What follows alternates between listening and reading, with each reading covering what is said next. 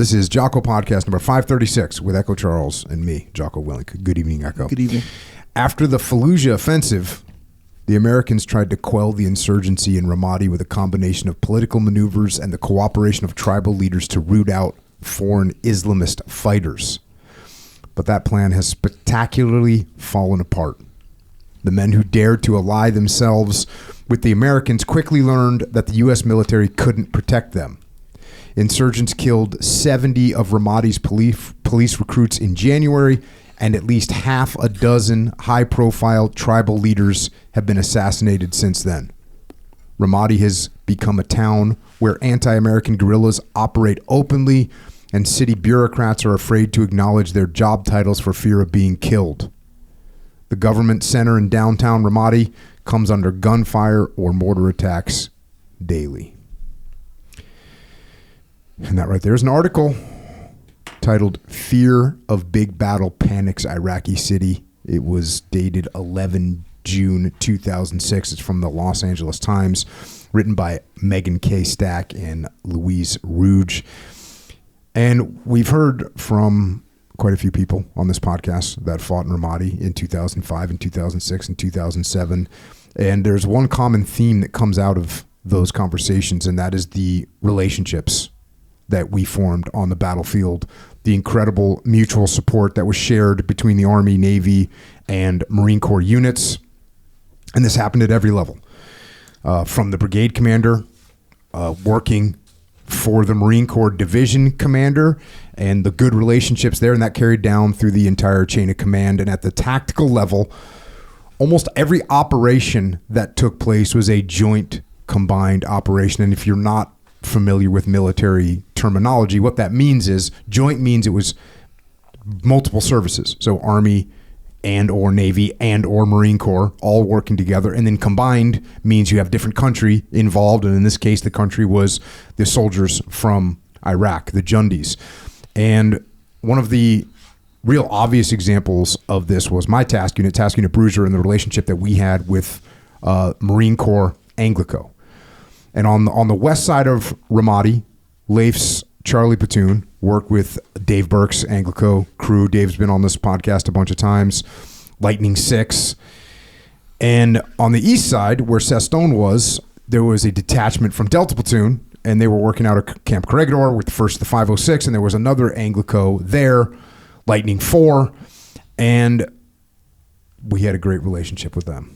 And a superb example of the camaraderie that existed in Ramadi is from one of their Marines, Gunny Gibson.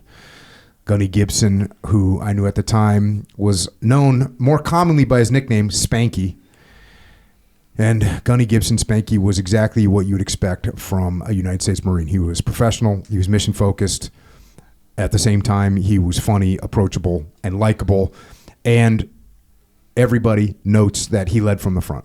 And he helped Seth Stone and Delta Platoon learn the battle space, passed on lessons learned. And Gunny Gibson was eventually wounded in Ramadi, shot in the left knee, was medically evacuated, eventually lost his leg above the knee. But that did not stop Gunny Gibson. He attacked his physical therapy just like he attacked the enemy. He started off with walking and then running with his prosthetic, and then swimming and then biking and then skiing and then running races. And eventually in January of 2008, he became the first above-the-knee amputee in history to deploy back to a combat theater in the GWAT. And it is an absolute honor to have him with us here tonight. Retired Master Sergeant William Spanky Gibson. Good to see you, brother. Hey, thank you for having me. Thanks I appreciate it. Out, man. It's quite an honor. Yeah, man, that's a long time coming. I know we've touched bases and we've high-fived at various times in the past 20 years, but to finally get you out here is just, it's awesome. Great to see you, and you're going strong. And we were just saying, you're one of the few people that has actually pulled off being full. You're a retired dude. You don't have any side hustles. You don't have any other things going on. You're a fully retired dude that's spending time with your family and your grandkids. What is it, 7 grandkids? Yep, 7 grandkids. Epic. I love it. It's a totally different life. So having you out here, man, it's great. I know you just flew out here for the day to come and do this. And, you know, I've had a bunch of guys from Ramadi on, and it's so awesome to hear everyone's different perspective of what they saw. And we've had everybody from guys that were, you know, gunners in Humvees, you know, privates, you know, E2s, all the way up to brigade commanders from both the 228 and the 11 AD. So Gronsky and McFarland have both come on, and then a bunch of battalion commanders, just company commanders. We've tried to get a full spectrum of guys that were over there, and it's really great to hear everybody's different perspective, and it'll be awesome to hear yours as well. I'm looking forward to it. Hey, it's good to be here. Let's get in a little bit. Give us a little bit of background of growing up. So you were Oklahoma guy. Yep, Northeast Oklahoma. I'm an only child. Yeah, no siblings. Part of my life was spent in the country running around the woods, you know, shooting things with a 22 until I was old enough to do my hunter safety course and at 12 in Oklahoma and start hunting deer.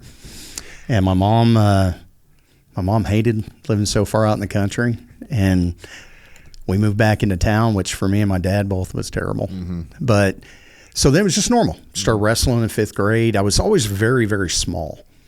And, you know, when you're in 5th and 6th grade, I played football, played baseball, wrestled. And that was about it. Mm-hmm. You know, and then as I got into junior high and realized that I'm, you know, weighing a haul of about 68 pounds and I'm getting hit by 130 or 150 pound guy, I'm like, I don't like this. Yeah.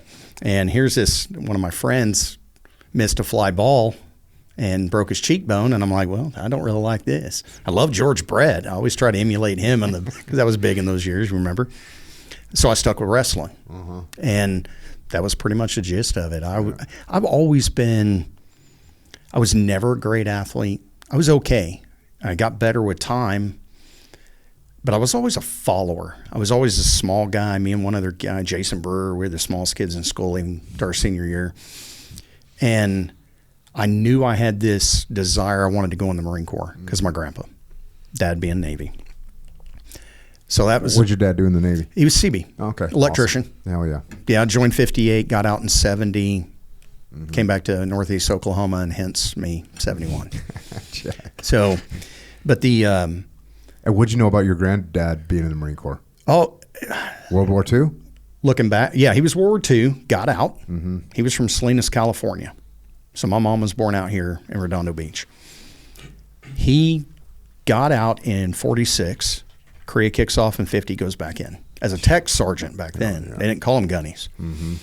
And then he stayed from 50 till 76. Damn. Now, I knew that part of it because I was definitely in his life, you know, a lot, and even in my early career. But you know what? Not until after he passed away in 2000 when I was on recruiting duty did I ever think I should ask more questions. Mm-hmm. Because then I got all the photos. Mm-hmm. That's all I asked for when he passed away was I just want everything Marine Corps. And which was weird because he had a picture of a battleship somewhere in the Pacific because he was in the Pacific. And I had a picture back in 1990 of the Jersey we were doing a Liberty float going to Portland, Oregon. And I just got out of ARC and I've got this picture. Well, when he died, me being on recruiting, we put all the I Love Me stuffs on the wall. I stacked that picture, and it almost, if it wouldn't have been for some of the equipment that was on the boat he was on, we didn't have in our days. But I regret not asking more. Same with my dad. My dad's been gone almost 10 years. I regret not asking more questions. And, you know, I just got meritorious promoted staff sergeant. Yeah, I've been selected for it right before my grandpa passed away. And then they promoted me over the phone in Yuma at the BEQ with my mom to staff sergeant over the phone so I could wear it for his ceremony. Yeah. So I regret that he didn't get to see me go farther. I regret not asking those questions. Mm-hmm. But then again, my grandpa was a typical World War II era Marine. Yeah. The only thing. Carrying on with the rest of his life, not worried about what he did. Yeah. You know, it was all about just enjoy what you got left and not, you know, neither woe is me or, hey, I'm the hero. Mm-hmm. So what was it like going to the Marine Corps? Did you just enlist right out of high school? Oh, yeah. I turned 18 in boot camp. Nice. There's a best friend of mine that we wrestled together from 7th grade up until I ended up blowing an ACL in high school, which almost DQ'd me. My buddy, his dad was still here at MCRD San Diego as a series gunnery sergeant, still active duty Marine. My buddy John Ketcher, who looked just like Chesty Puller back in those days, he was guaranteed. And I wanted to emulate my grandpa. You know, no disrespect to my dad. Don't like the whites. I like the blues. And so, yeah, that was going to be the number one thing that I want to do is go. Well, what sucked was we graduated around the 22nd of May in Oklahoma. He immediately, the next day, came out here to stay with his dad before he would check in. My recruiter, a guy named Johnny Matthews, never forget this guy, great guy. He calls me, you know, landline, my parents' house. I'm just hanging out. And he goes, I need you to ship. I end up shipping a week before my buddy John. We were a buddy program. He didn't realize it. I didn't think tell his mom and get a hold of your dad, blah, blah, blah. We're sitting in church. Second week of boot camp. And he's like, dude, what happened? I'm like, sorry, brother. Staff Sergeant Matthews said you got to go. I went. So I went a week after I graduated high school. My 18th birthday was shot day, walking through all the electric guns. And, yeah, that started it. I knew that I wasn't going to go to college. I'd taken VOTEC my junior and senior for precision machining. So I like doing anything with my hands. But I was going to go in the Marine Corps. I was guaranteed. I almost went in the Army. Yeah, a year before, two friends in my German class that me and John were in, they were able to go to boot camp before their senior year. Yeah, that's a cool program. It was, and I almost did, but I was only like 10 months out from that ACL reconstruction, and it was the old school one, patellar transfer, where they had big gnarly scar, and yeah. So I guess that was God's way of telling me, you're not going in the Army. And I didn't think I could get in the Marine. I was in in-house detention May 5th of 1989, in-house detention because I got in trouble in home ec class. And Johnny Matthews comes in there. Well, let's try. I'm like, they DQ'd me. I can't. He goes, let's try. Man, kiss and ship. Put me in a couple days later, got me out of in-house detention, and then May 29th, 1989, I was at the hotel waiting to come to here. I got here May 30th. My dad's birthday is May 29th. I went to boot camp on my dad's birthday. How did you like boot camp? All good? I got the name. What's that? All good, what you expected? It wouldn't have mattered. Like I was kind of saying before, you tell me what to do, because I wasn't a stud. You know, I was a little guy, and I was overweight definitely my senior year because all I did was drink and eat what I want, and not because of the ACL. Woe is me. I didn't start shaving until I was 21. So my mindset at that year was I can never get in the military. I don't want to go to college. I don't want to stay at home. But I didn't have enough intestinal fortitude to say, well, you know, pull up your bootstraps and do something. So the best thing that ever happened to me was go to boot camp. So when I got here, to answer your question, I was happy as hell. That's how I got the name Spanky. I got thrashed all the time for smiling. I was so happy. And not that I was a tough guy, because that wasn't the case. It's ironic. When I look at my boot camp pictures, it's been a while, because I graduated second squad leader from boot camp. Everybody else is tall. And here's this just short kid that don't even shave yet. But I guess I've always been very lucky in the factor that you tell me to do it, I'll do it. And I might push back a little bit as I got older, but I'm going to do what you tell me. I'm going to be a good Marine, because I don't want to make the Marine Corps look bad, and keep me on a leash, because if you don't, that Spanky side comes out. And it never too much that, you know, I should be hung for it, but right. I had a rambunctious side, but it was not a bad rambunctious side. It was just, you better put me back on a leash, because if I use my imagination, it's going to get a little questionable. Check. So what'd you end up with for an MOS? 03. And I was open contract. And I remember me and John, after I came back from MEPS, and I said, they let me in. Well, because it was only a few weeks to go to boot camp, I was at good of the Corps. I wanted infantry because, come on, I grew up in the country. My dad had me in Sea Cadets when I was in like 5th, 6th, 7th grade. I did National Guard Explorers. You know, I grew up watching all the really good Sans Iwo Jima and all the cool movies. But I was such a little kid, I didn't think about, you know, everything that comes along with that. I just said, I just want to be like them. And you got to think about it. 1982, First Blood, all these things, all the Vietnam stories that were in movies back when we were in that impressionable age group. And so, I mean, to answer your question, I loved boot camp. I really did. I mean, it sucks. Yeah. But you just had to, drill instructors like me because they like thrashing me, I think. But it was always that fun thrash because they're like, this kid is just like 17 and happy and always smiling and, not always, but if they would start roaring at somebody with their big boy voice, I would just be over there thinking it's awesome, Full Metal Jacket, Arlie Army stuff. But so I enjoyed it. And I think it came natural as long as I had guidance.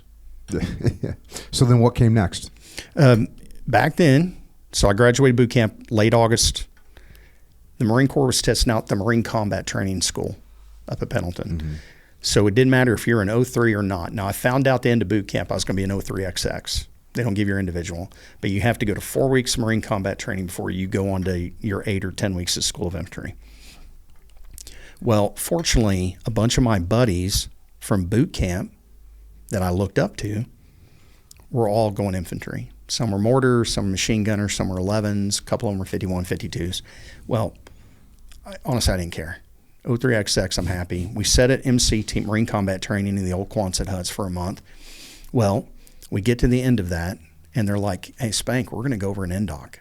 They were running the weekend before we're checking in. Staff Sergeant Gertis ended up being my platoon sergeant for Desert Storm. They were running NDOC. Now, I could always... So is NDOC, is that basically like a tryout for recon? It is. It's a ruck run. It's 2 days of... Saturday till Sunday evening, you got to be back at SY by 6 p.m. or 1800. PFT, swim qual, ruck run, a basic, do you have the basic capability to go to reconnaissance? And I just followed my buddies. They talked me into it, and I got lucky. I made it. And because if you told me to do it, I did it. Now, I wasn't a stud, so I'm not going to be the fastest. I'm not going to be the slowest, but I grew up on lakes. I wasn't lucky enough to grow up surfing on a coastline somewhere, but I was always in the water as a kid in the summers. Makes a huge difference. So water never, now we don't have swim teams where I'm from in Oklahoma. So I didn't know a side stroke, backstroke, crawl, breaststroke, all the proper strokes that are on the swim call. I didn't know any of that, but they would demonstrate and they would say, do it. Like the burning oil. Remember when that was all a big deal? You had to do the length of the Olympic pool. Under the pool. You can only surface 2 or 3 times, whatever it was. Well, you give me the task and you tell me the parameters of that task. I'll do my best to emulate it and achieve it. So I was lucky because I shouldn't have been there. I was a kid. So that was a kicker. So I NDOC, go to School of Infantry. Those same buddies, one of them, Don Maraska, he's a full-bird colonel. Now, they got in line at school, basically at School of Infantry West is what they call it now. They got in line. So I just followed them, not knowing what line I was supposed to be in. Well, I'd get up there, they were machine gunner, 0331 machine gunner. And I'm like, nothing cooler than that. Yeah. Once again, first blood, I'm going to shoot up the sheriff's station. Well, get up to it, and they're like, no, you need to go down there. You're going to be in 0352. I'm like, I don't know what that is. Tactically operated wire guided missiles system. So tow on a truck. I don't want to do that. I want to shoot machine guns with my friends. And then they noticed I had 13 driving violations in high school because I was a pizza delivery guy my junior and senior year. So those guys were like, no, you got to go over here 0351, which was the Dragon. Okay. Dragon and small back in those days. Now Javelin. Well, now not even MOS, I think. And I'm like, I don't want to do this. I want to go over there. Well, I was a little guy, but I had good test scores. Yeah, I did pretty good on the ASFAB and all that stuff. Took the D lab and all that in boot camp. So I'd done pretty good on testing. So here I am, 0351. But then by the time you get about the 6-week SOI, then you find out your duty station. Watch, I got 1st Recon Battalion. Eventually it disbanded in 92 and then came back because of OIF with my 5 other buddies. Damn, dude. So we get there. Was that just luck that happened? I'll always say it is, because I should have never been there. My first team leader before I came down to Coronado for school, because remember, we used to come to LFTC PAC back in those days. Yeah. Now it's all at Pendleton, the BRC or whatever. I just followed those guys. So we all go to Coronado together. A couple of us on the same training team with my I almost called him an RI, not my Ranger instructor. Staff Sergeant Steinhauer was we had, DeLauder. We had some real animal recon guys that were instructors as staff sergeants. And we get Steinhauer, and, that time between November and, I had to do a RIP. I had to do a couple beach weeks. So by the time we got here late January to start school, I understood what it was like to do a 3-mile fin and drag your ruck when you get on the boats, or doing, all the stuff we had to do back then, especially hydrographic surveys, the fun stuff. Get some. Yeah. Just hope I can get out the perimeter so I'm not getting bashed in the surf cell. So this is January of 90. You're going through recon school? Yep. And then we graduate in April. And then after that, I was in Charlie Company with Lou Gregory. Ended up getting Silver Star in Desert Storm. But when I got back from school, they moved me over to Bravo Company. So I went to Bravo 2-2, 2nd Platoon, 2nd Team. And, John Benish, and who I was talking about before, Corporal Moffitt was my ATL. It was, just happy to be there. And then that's when the fun began. And so you're like right prime time for the first Desert Shield, Desert Storm. Yeah. So Charlie Company, all my buddies I've been in Coronado with, they end up going late September, because they're going to support 7th Marines, and they're going to be on the ground during, the shield portion and bombing campaigns and all that. We didn't get there on 5th MEB supporting 5th Marine Regiment, because we had 13 ships on that MEB, and we didn't get into country until first part of February. We floated over. I think we got into Longapo, early December, right before Christmas, and then we started pumping from. We didn't stop from Longapo until we got in the Gulf. And then did you get into Kuwait? Where'd you go into?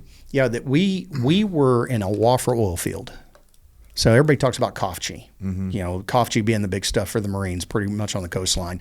We were 5-6 miles inland, because there was Saddam had blown up a big oil field right there.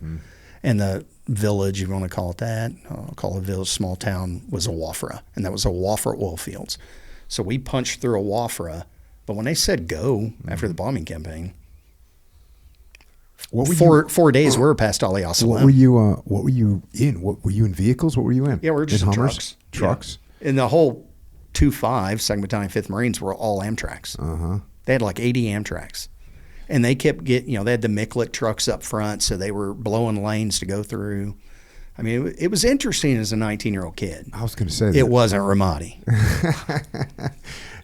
When you were going in there, were you guys thinking, because I remember seeing, the big reports were on CNN and stuff that there's going to be 40,000 American casualties in the first 40. They had all kinds of crazy stuff. Is that what your mindset was going in? And it was, and, I kind of skipped over it, but we, back then when you had Yemen, a little different than Yemen and Oman now. You had North Yemen, South Yemen, now North Yemen's Oman. Well, that's where we trained for that big feint.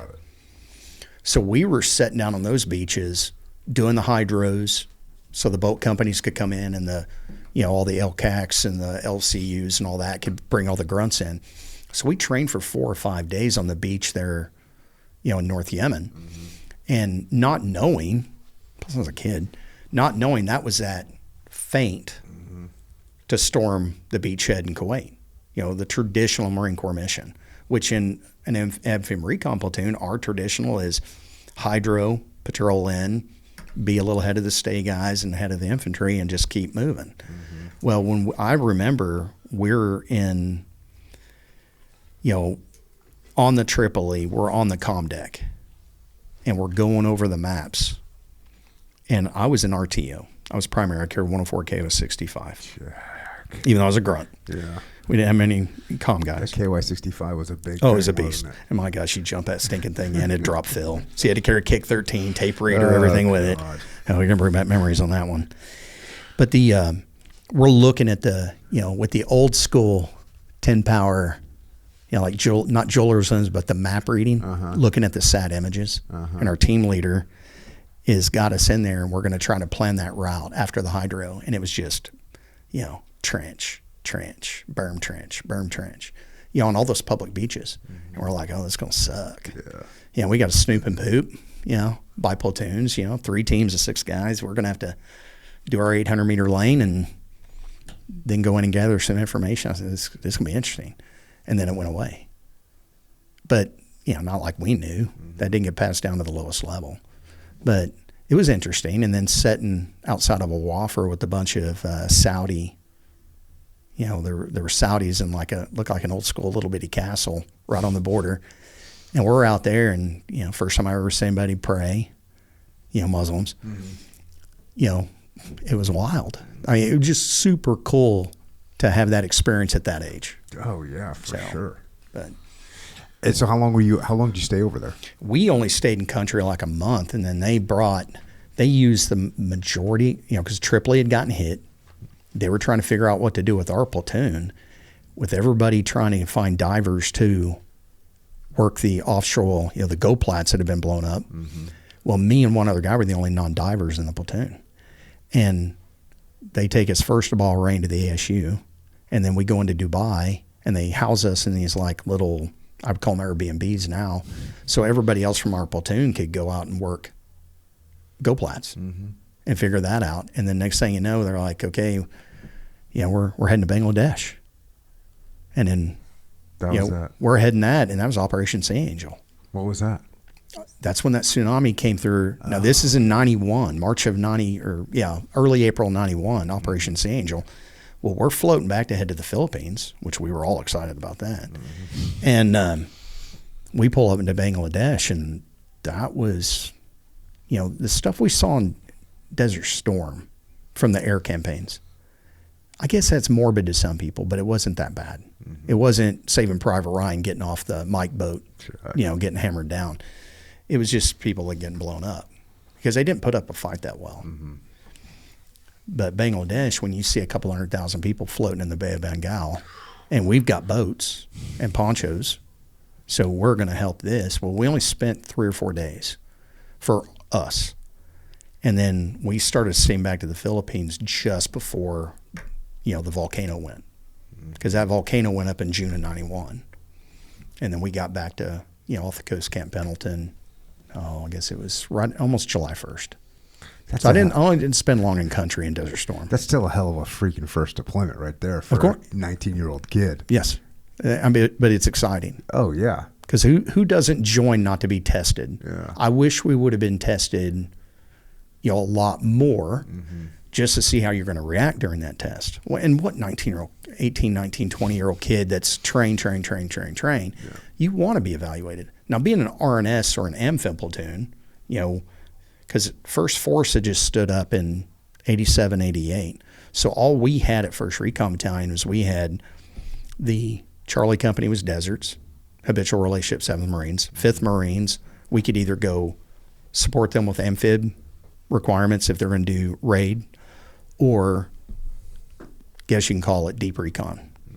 So most of our time spent was either doing beach weeks or long patrols, 7-10-day patrols. To cover that 2 to 50 mile barrier, because then the force DRP platoons would cover everything for the MEF agenda. So I love patrolling because I love being in the woods. I did not like carrying a radio, but you got to do what you got to do. I mean, I didn't become a point man until we got to Somalia. I carried Perk 77 KY57, then the 104 with KY65, and I carried that dude for about a year and a half. That was my I was a radio mentor in the teams. Okay. So I was in the same time period. So it was eventually we got the 117 Bravos. Yeah. But for HF, the HF was the 104 and the 65. Oh yeah. That's a freaking. And then the DC, do you remember did you guys get the digital communication terminal? Oh yeah. Yeah. What was that thing called? DMG? We called it the DCT. Okay. But that was a brick too. It was with that long skinny ass battery, and the fact that we would have to do our combo reps, our sit reps, all of our reporting process, you had to do it on there. Yeah. And so you just had one more, And back then for us, we called it the DMDG. And it was basically Echo Charles. It was like a keyboard with a little LCD screen you're typing stuff into. It was not fun. At least you could handle the brightness, because that was the problem. You got to think, when you're in a reconnaissance platoon, if you're going to get under the poncho per se, to have a red light on or to have to turn a light on for whatever reason. Well, now you've got this screen about that big that's red, bright red, and it would just, if you didn't check the volume control on that thing, it would be loud and bright. But I thought it was cool because I had to go through CW school. Oh, yeah, I did too. Yeah, and did doll my ass. I must have laid in the rack for Were you any good at months. I was okay at it, but it went away quick. Yeah. But I remember for 2 weeks I was laying there, did da. So I was like, if that'll get me that knee key out of, if I can get it out of my ruck, we're good. All right. So what'd you do to get back? What do you mean? Get back in the Corps? So you got back to from your first deployment. Oh yeah, and just work up for another cycle. You just start going in the training pipelines, and now there's a whole different mindset, because the mindset prior to Desert Storm was all at Coronado. It was all IRA, Spetsnaz. Mm-hmm. Everything that we trained for was, if it's going to be in an urban environment, it's going to be IRA techniques, and if it's going to be contiguous linear, it was going to be basically Russia, Cold War ideology. Yeah. And now that's all changed. Yeah. When I went to SEER school, it was all like Arab, Eastern Bloc. For us, it was Eastern Bloc, like they're speaking like Russians, but and then there's like Arabic mixed into it. It was really, they're just trying to cover all the bases, I guess. But yeah, that was the mindset back then. Yeah. I was like, we hadn't quite, the Cold War was allegedly, it was over, right? But they hadn't transitioned out of it yet. So that was still definitely a big focus. Yeah, and you're not going to train, minus the cage parts or something like that, you're not doing the Vietnam era, portion of it. So we get back, we have our leave package, and then it starts going in. Because, I'd already went to jump school in October of 90, and we just start preparing, alert contingency, got our beepers, if you remember that stuff. Big time, huh? And, a certain portion of Camp Pendleton units have to be on that every month. Yeah. They rotated every month. Nothing sexy. You just had a beeper. Yeah, well, I mean, when I got a beeper, I thought it was like very cool. Well, it is. Yeah. And a Radio Shack suitcase phone, that you can't afford to pay. But then it just kind of was one thing after another. And, I got married in 91. I was actually on a JTF 6 op doing counter narcotics in New Mexico when my daughter was born, my oldest. So it was just, it's such a blur at this point, 35 years later, because it was just nonstop. If you weren't on the beach or out patrolling or going up to Bridgeport or going to a school or whatever, it's crazy. That's just life. Yeah, it was just so fast, looking back on it now.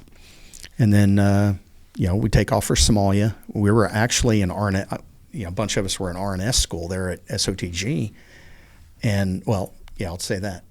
We're in RNS school, LA Rights, 92. Yeah.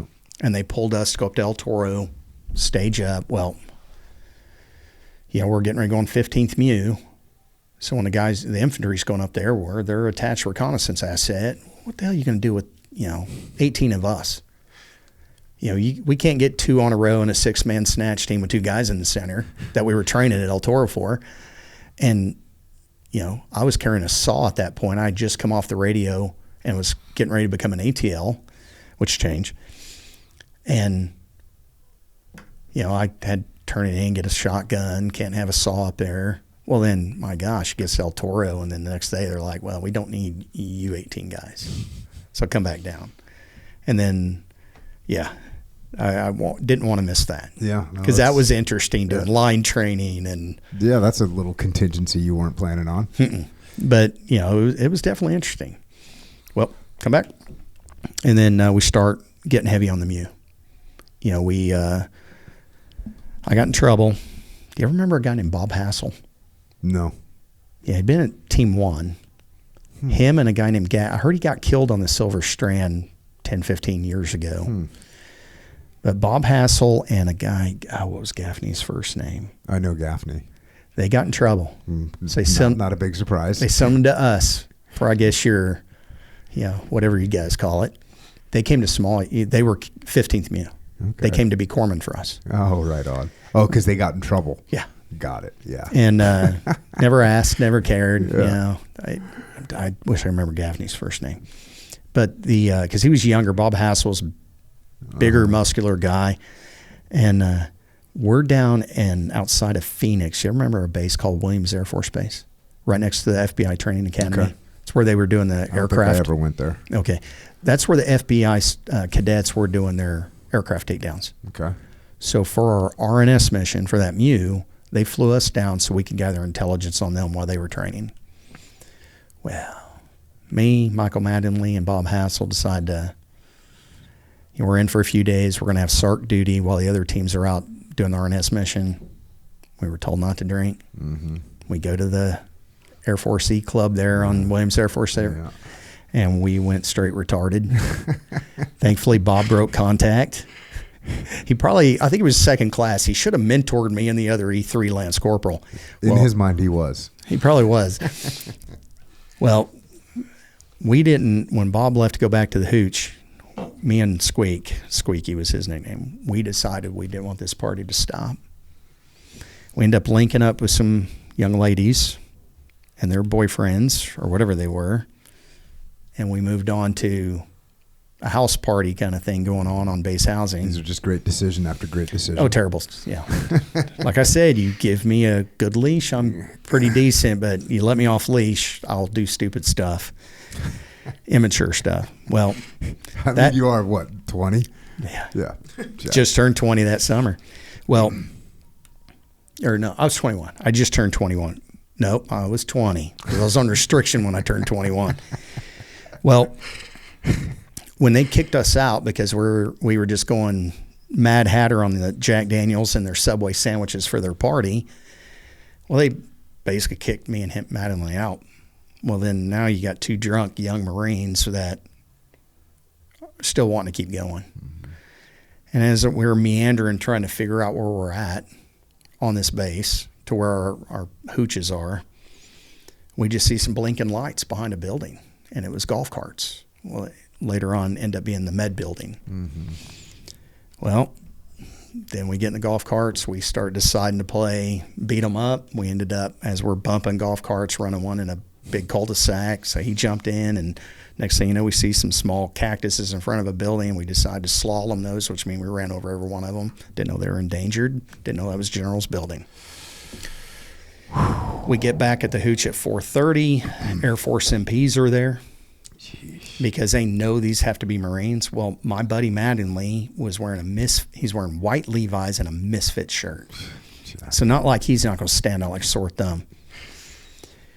Well, we talk our way out of it when they're searching all our rooms. And we're like, no, we just woke up. We've got we got radio watch over at the SARC, and, which we did at 6 while the drinking thing wasn't smart. We show up right as our staff sergeant's coming over there to say, you guys should have already been here. And lo and behold, they quasi-arrested us, if you want to call it that. Mm-hmm. Nothing in my record for that. Took us to that same medical building to do blood work. They're going to get us for DUI on golf carts on this base. Check. And then all this damage.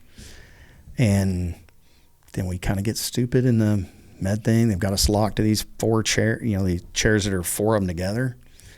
And we started getting stupid. Next time they caught it, he's dragging one, I'm dragging one. I'm putting an IV in his arm in one of the med rooms. That didn't go over very well. 5 hours later, we're on a chopper back to Pendleton. Dang, bro. Monday morning, we were in battalion level office hours so that they can't court-martial us. It's like a reduce, both of us did. Kicked us off the MEU, rightly so. Deserve that. And then put me in a different platoon. And ended up going to alert and to go to Somalia. So, yeah, I'm not proud of that, but I'm going to say it because I've heard you talk about decision-making processes. Yeah. And that's what I'm giving that as my bad example of if you don't keep me on a leash, it's not too rowdy, not like I'm being evil, but I'll just be stupid. Yeah. Yeah. And immature. It's sad. Golf carts can be real tempting, Yeah. Yeah. I know I had guys we were at a place where they had golf carts, and the golf carts, I didn't know about this, and the security contacted me in the morning like, hey, we think one of your guys like took golf carts and crashed one of them, and we found it in the ditch, and I was like, well, we worked late, I don't think it was one of my guys. And he goes, well, is this one of your guys? Had the guy's wallet and ID. I'm like, oh yeah, yep, that's one of my guys, yep. I guess it was one of my guys. We didn't work that late. We didn't work late enough. Yeah. Start covering. And so when you went out with the Mew to go, did you guys know you were going straight to Somalia? Was that the deal? No, and I ended up not going on that Mew. That was 15. They're the ones that did the initial on the TV swimming. Oh, so you were hating life. Oh, well, but I deserved it. Yeah. I did 45, reduction rank, half month's pay for 2 months, spent my 21st birthday. My wife is pregnant. She's due in October. And my parents come out. I'd never called them and said I'm on restriction up at San Mateo. We're 5th Marines because that's who technically we're attached to. Uh-huh. And then what happens? 1st Recon Battalion disbands. Well, I stay with 5th Marines, and they made Bravo Company, Recon Company, 5th Marines when they disband. So now I just stay there after I get off restriction EPD, and we start going back into another training cycle, but now it's totally different. We don't have the funding pool like we did. We don't have the space. We don't have all the support. There is no paraloft, no more jump mission anymore. Jeez. None of that stuff. And we're sitting there training, and they come in and they're like, you guys are you're flying over. So we flew into Mogadishu December 29th of 92. Mm-hmm. To support the UN head chairman, support the infantry, and basically it was going to be to guard UN vehicles that were delivering food and run security. So 6-man team's easy. We got 2 Humvees, 1 Mark 19, 150 cal, or back then a 16, depending, and 3 guys in one truck, 3 guys in the other. And we get to Mogadishu, our platoon, after about a week, after Bush left, Bush 41, mm-hmm. He came in on New Year's to say, yeah, thank you guys, I'm going away. Clinton's going to take over. And went out to Bardera first, then Baidoa, and then we did a couple fly-ins in Galahari out on the Kenyan border. So for that 3 months, we were staying pretty busy, mm-hmm. patrolling. Yeah. Because we were doing a true RNS mission. Yeah, that's, again, like totally legit for a 21-year-old Marine that's now out there doing real combat operations. Well, and it was more action than Desert Storm. Yeah. Okay. I'll always compare everything to Ramadi, and I know we're going to get there. But Desert Storm was a combat action ribbon that don't really know. We hit one anti-personnel mine, blew a tire off our truck. That's not combat. Mm-hmm. It was so fast and so aggressive, and they were so weak. Mm-hmm. There was, Kafchi, they scrapped up. But for our area, clearing all of Salim and, all the bases that we were going through after Wafra, it was nothing. Mm-hmm. I mean, it really wasn't. And what were these patrols like in Somalia then? Like North Texas. Yeah. Scrub brush, mesquite-style trees, mm-hmm. baboons. That was cool. Because, we're doing the typical RNS. Patrol at night, hide site during the day. And where do you like Desert Storm, we dig in the net, have our uh-huh. painted nets and with sand on them, try and do a hide site. But hide sites in Somalia, you find scrub and hoping there's not a bamboo or a pig in there. And that was the problem, because if it's going to be big enough to get all 6 of you in there and you can hide, because there is no real, it's, you still have wadis, but there's not a lot of high ground. Mm-hmm. It's pretty flat terrain. And you find a nasty spot big enough to get the team in. Sometimes we'd do 3 and 3 mm-hmm. if we had to. And, I've crawled in a few of those little, because it's an animal's caused this in the briars to get in there. So you're going in pistol out. This is going to suck. Try not to give away. You don't want to shoot. It's not our job to be firing a weapon. It's gather information. So you don't want to, give away your position, because we all know what E&E is like. And that sucks when you're way out somewhere. Well, yeah. What were you guys reconning for? Basically just gathering information, because a big problem out in Bardera, Baidoa, Galahari was not only the trucks getting taken over. Come February,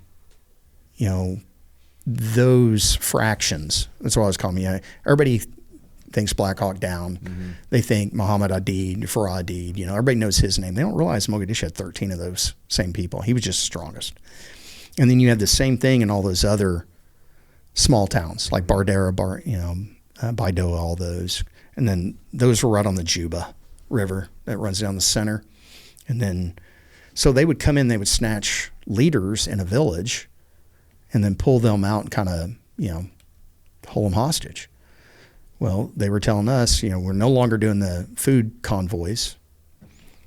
Now we're out there gathering information for the infantry to say, okay, we're watching them come down these lanes, these wadis. Typically, they would use wadis, and because no high ground.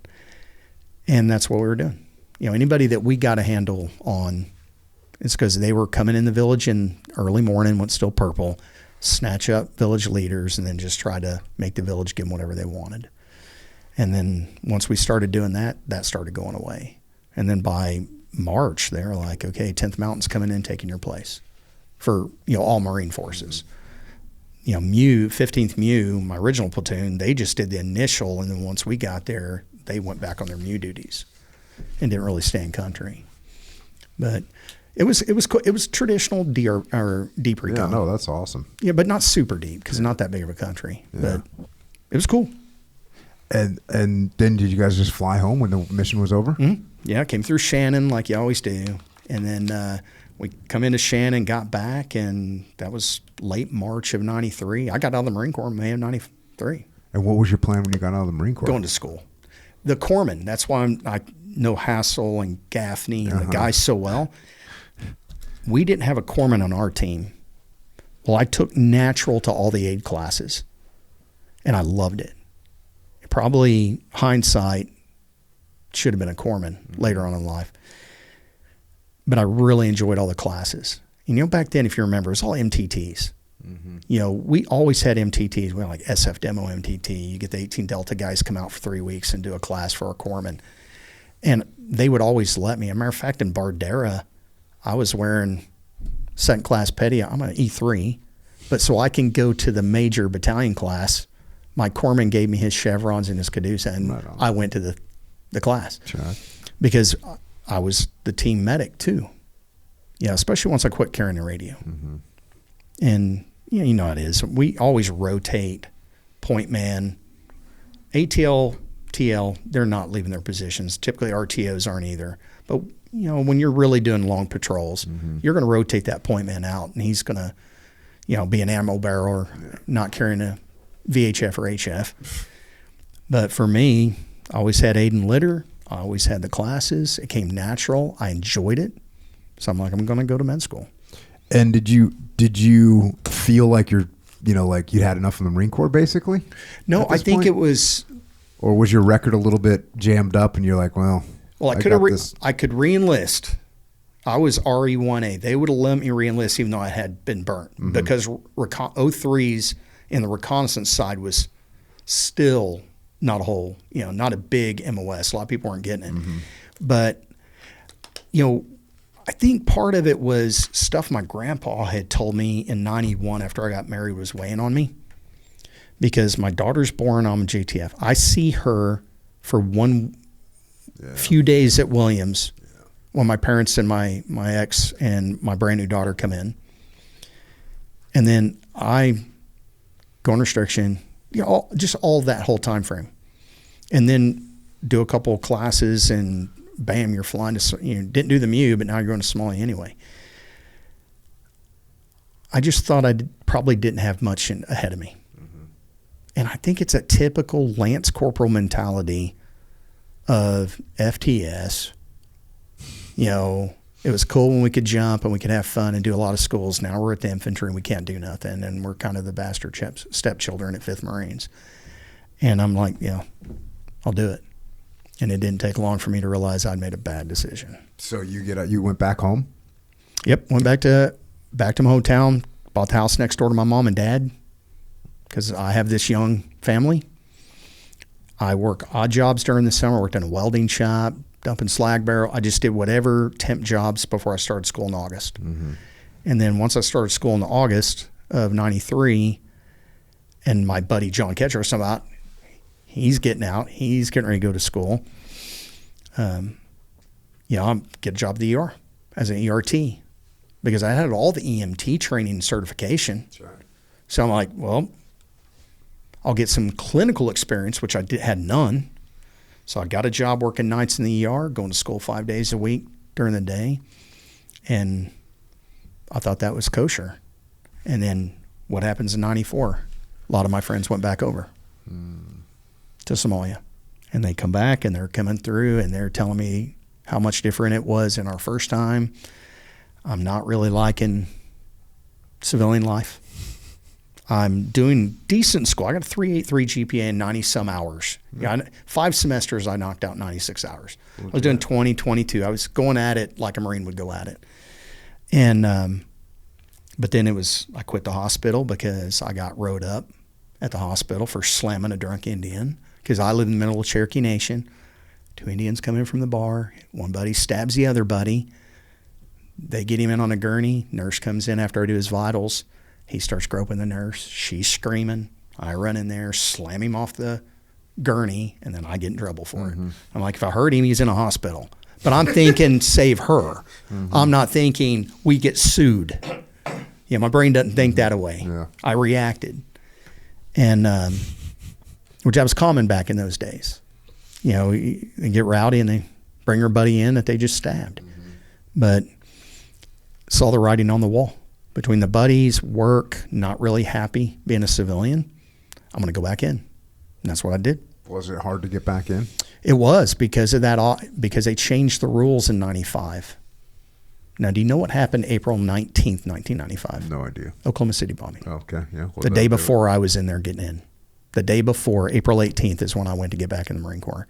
But because of my office hours, I had to get 3 personal letters so that they would waiver my infractions.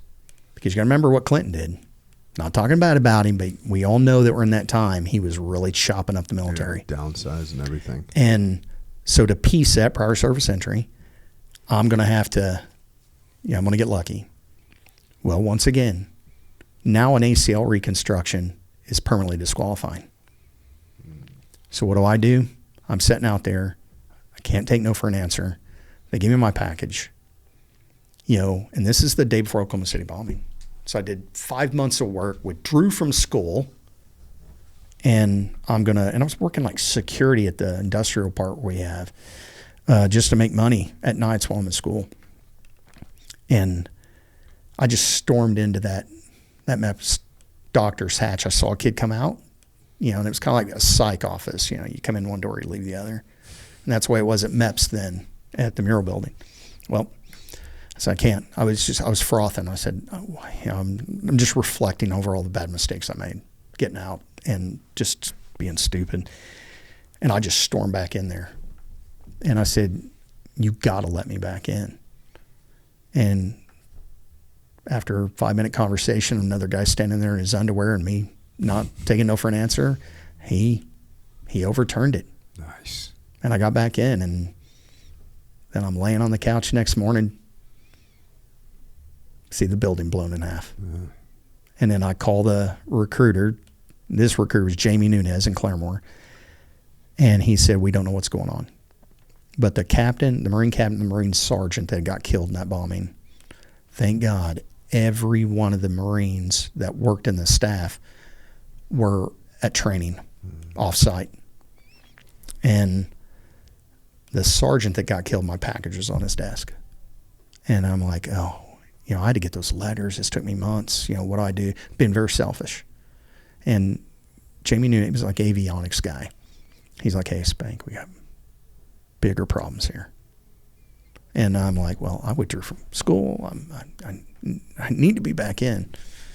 So come June, I get approved. They approve me, get back on active duty, go down there. They swear me in just like a Marine enlisting. And Major Geving, I'll never forget this guy's name. I'm like, okay, what's going to be my job? I'm assuming at no less than 03. My 0351 enlist. You might not put me back as a recon Marine as an 0321, but at least make me a grunt. He is a motor T driver. I'm like, I got pretty decent scores. What's going on, sir? I said, well, good to go. And I turned into that same Lance Corporal driving a golf cart. And I said, good to go, sir. Whatever it takes. He goes, Marine, what do you mean by that? I said, because it's my naiveness. I said, well, when I get to Del Mar for Motor T, because when I got out, First Force, First Angle Co., and Motor T school is at Del Mar. I said, when I get to Del Mar, I'm just going to walk over to First Force and see whatever it takes to get me in. He goes, well, that's all fine and dandy, but the school's in Missouri at Fort Leonard Wood. And I'm like, well, that failed. And he goes, well, just wait. And he went back for hours, and I'm sitting in the conference room, and I'm like, this sucks, but it's more important for me to be a Marine. Stop thinking about the job, quit being selfish. Being a Marine is more important.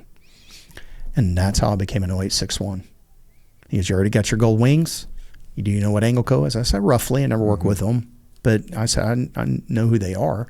He goes, we're going to make you a 0861 forward observer, and you're going to be destined for Angle Co. I'm like, okay, sounds good. They got a jump mission. Hey, they still patrol. All the things that I enjoy doing, being in the woods. I'm like, I'll take it.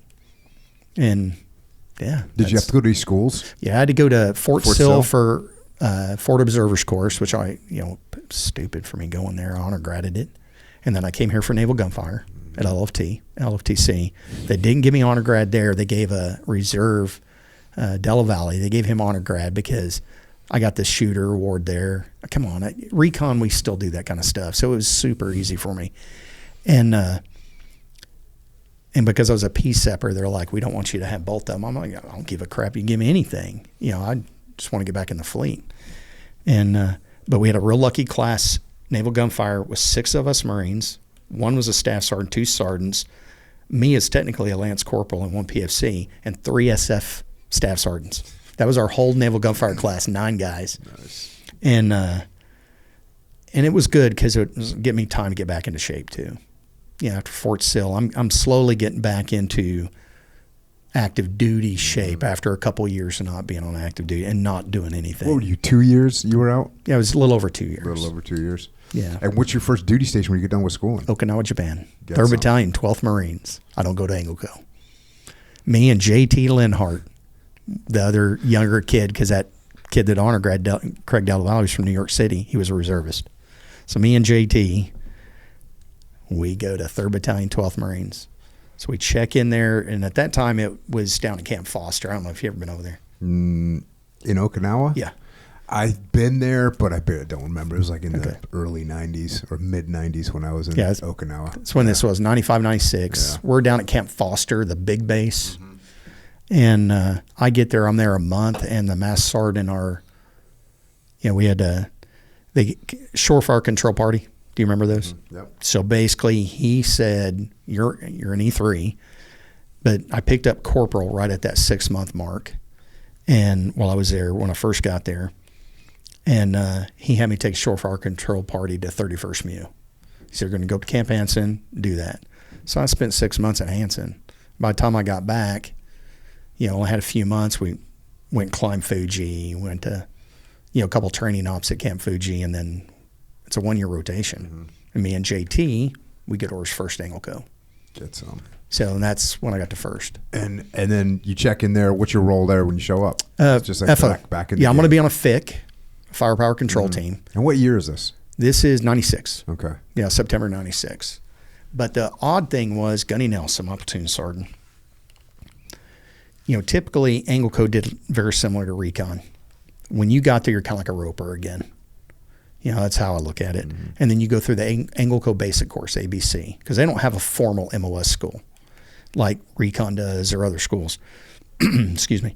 So I check in. Well, a lot of times I didn't wear my wings on my camis. Just didn't wear it. So I check in. I'm a corporal and fresh meat. All the NCOs and all the people that have been around, they're fresh meat. You know how that goes. And, start checking in, kind of minding my P's and Q's, getting to know my platoon sergeant or my SALT sergeant, my SALT OIC, my FIC OIC.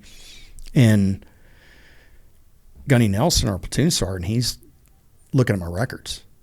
Oh, damn. You know, you got Desert Storm, Somalia. You already got your gold wings. You know, you've been to ARC. You've been to all these different smaller schools for when we're younger. He's like, you don't need to go to ABC. We're not going to teach you anything that you don't already know. And I said, well, I appreciate that.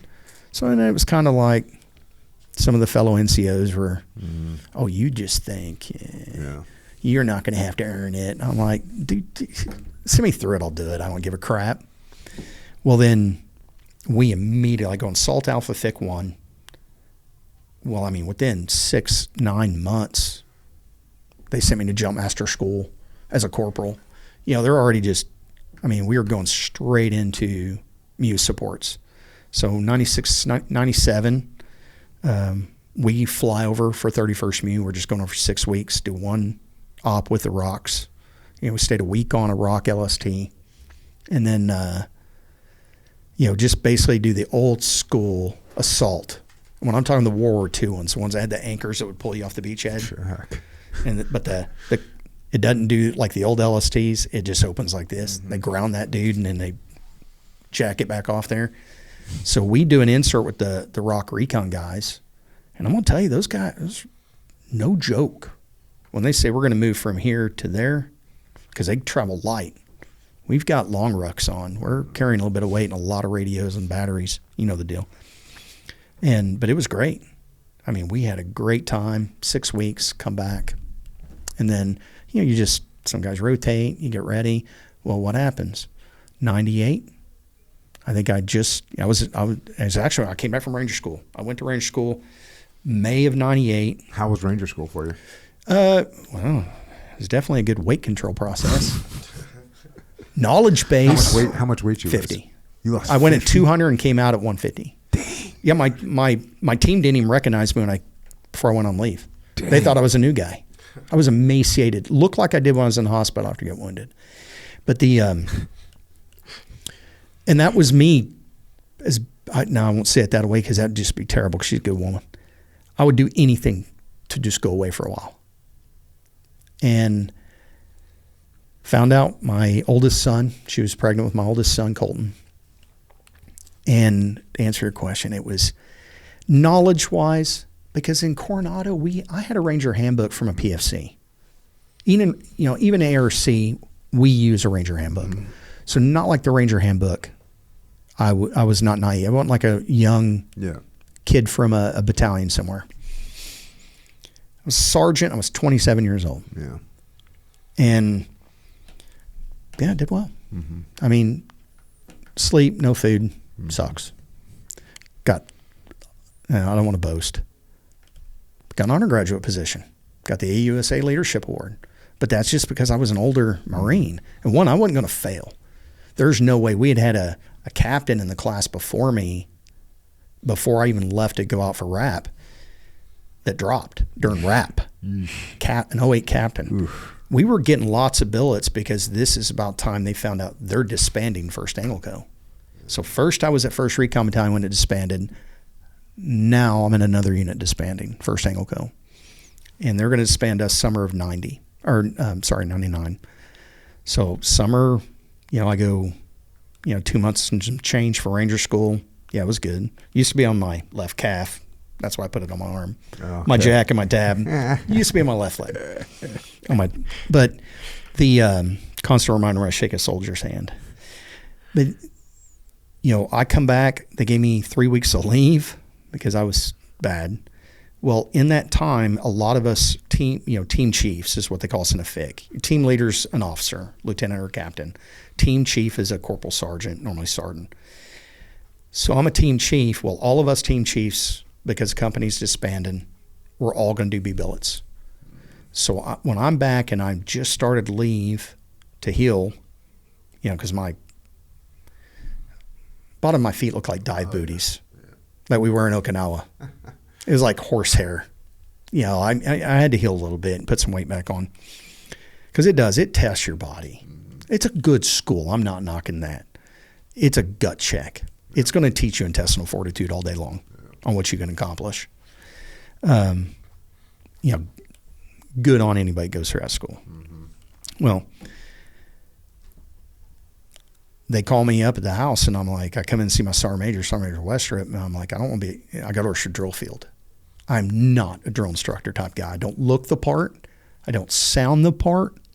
I want nothing to do. And because I'm way behind my peers that I joined with in 89 and the troubles I'd had my first enlistment, I was like, I want to go recruiting duty. He's like, Spank, why do you want to go recruiting duty? Sergeant Major, ain't no way in hell I'm getting promoted on the drill field. It ain't happening. I'm not the typical. So is it like if you're you're out there on the drill field, you're going to be against these front running people, but recruiting duty is like a little It's all bit on performance. Got it. Drill field, and I can't speak for it. I didn't do it. Mm-hmm. Drill field is all, it's like being in boot camp again. Yeah. And it's all like a promotion board. It's your look. I was never that stereotypical looking Marine. I could always PT. Mm-hmm. Not the typical looking guy. So I'm like right there. I'm going to fail. Now I might outrun them, out whatever them. Most of them I would imagine back in those days. But ain't no chance. They're going to look at me and I'm just, doesn't matter what's on your chest. I don't look the part. Mm-hmm. And I can't live the facade. I've heard you talk about decentralized control, mm-hmm. and that the deal.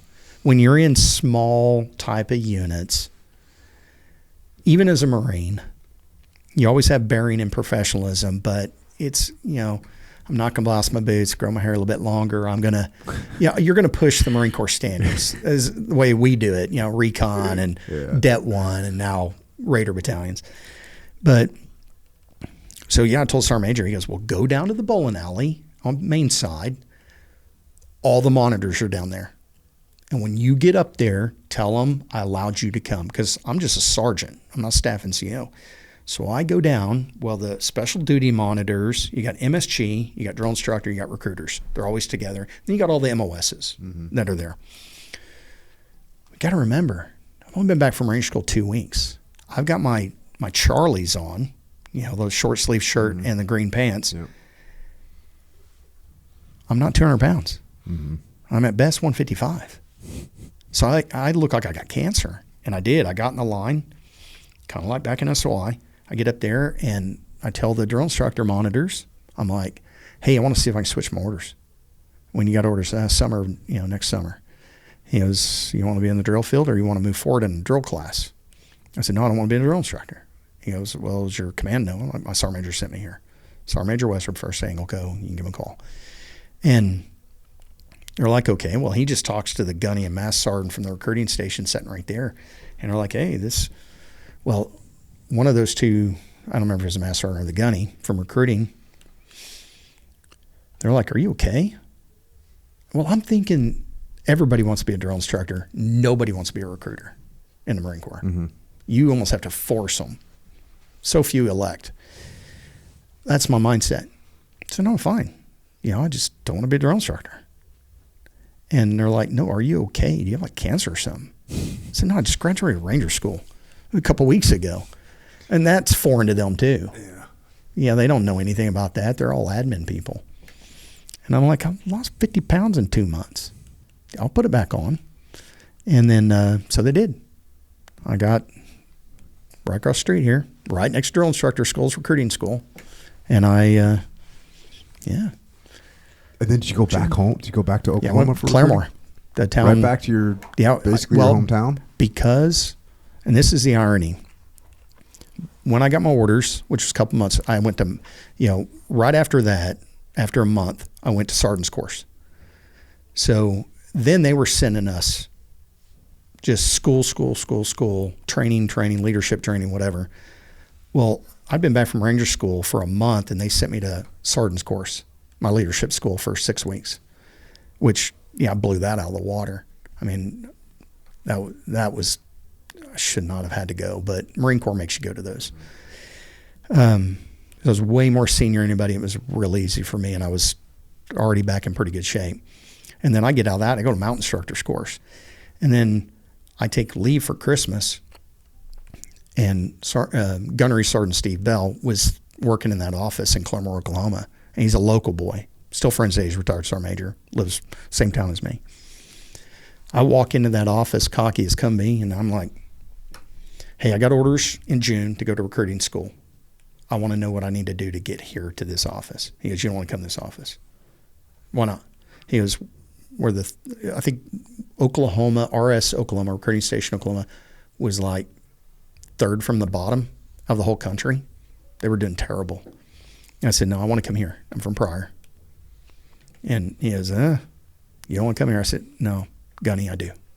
I want to be right here.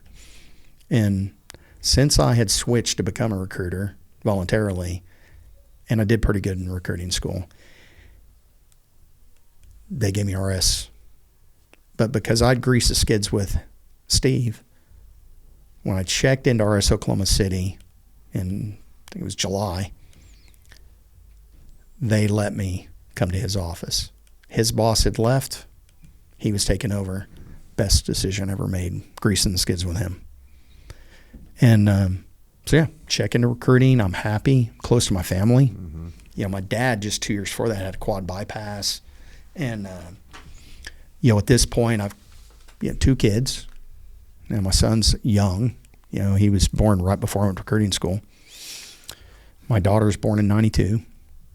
So, okay, you know, come out here for 3 years, do my best. Well, it worked out great. Mm-hmm. You know, I got recruiter of the year, got my tour staff sergeant that first year. And then I almost became a career recruiter. They tried to talk me into it, go 84-12. But what happens? September 11th. Mm-hmm. You know, I came off recruiting in 02, summer of 02. Mm-hmm. Okay. But when September 11th happened, I had been, this time we're already getting divorced. My wife moves back out here to California.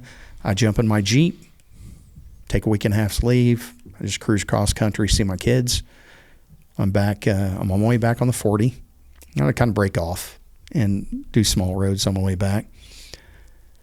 You know, I'd carry my Ranger roll, my bivvy sack, and I just, you know, pull my Jeep over wherever and heat up some food. But I was pulled into a gas station getting gas in New Mexico along the 40, and that's when the second plane, I saw it on the gas station TV. And I just assumed that I'd be lucky enough to be brought back in to the job, Angle Corps or something, which didn't happen. So what did happen? Where'd you go? I stayed. They kept me on recruiting till summer of 02. No, you just finished out your term of that. Yep. But in that same time, Master Sergeant Dillard, we had an opening at Dev Group. McNeil, Master Sergeant McNeil. He was going to retire and stay there because, you know, we have those Marine billets there. And Det One's standing up at here at Pendleton. Hulbert Field was having an opening. That Master Guns was retiring. Well, John Dillard, I was staff sergeant. All the billets were Gunny, minimum, or Master Sergeant. Well, I had jump master, I had Ranger School, I'd done real well on the job. So Big John Dillard was like, what would you like? And I'm like, well, I don't know. You tell me what you think. Which do you prefer? And he goes, well, I've got somebody slotted, Freddie Fowler, the big guy I was telling you about. He's going to Det 1 to be the fires rep there in the support element. He goes, you can take Hulbert or Dev Group.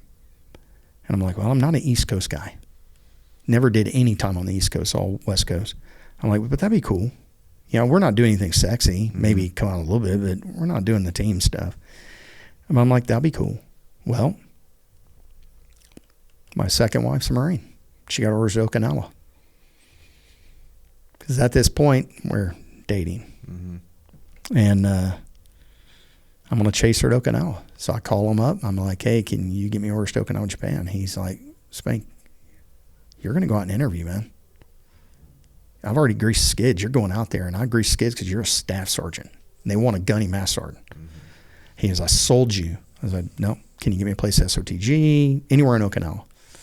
Oh, right then I burnt the bridge. I burn it. And, but it's what we do. Some of us, I'll say. I won't impose that on either one of y'all. So they find me a spot, 12th Marine Regiment, Okinawa, Japan. Oh, sorry. Well, I get to Camp Hansen. I don't care. I thought I could get an SOTG spot. Yeah, nothing for me there. They don't care. Yeah. Probably got a bad name at this point. And the little community of Angleco, which is gone. And but I'd done real well in recruiting, meritorious promoted, all that good stuff. I said, I don't care, put me where you want me. At this point, I'm thinking her. And so just beat myself with a hammer or something. But, still young, even though I'm not that young. Mm-hmm. Yeah, I'm almost 30.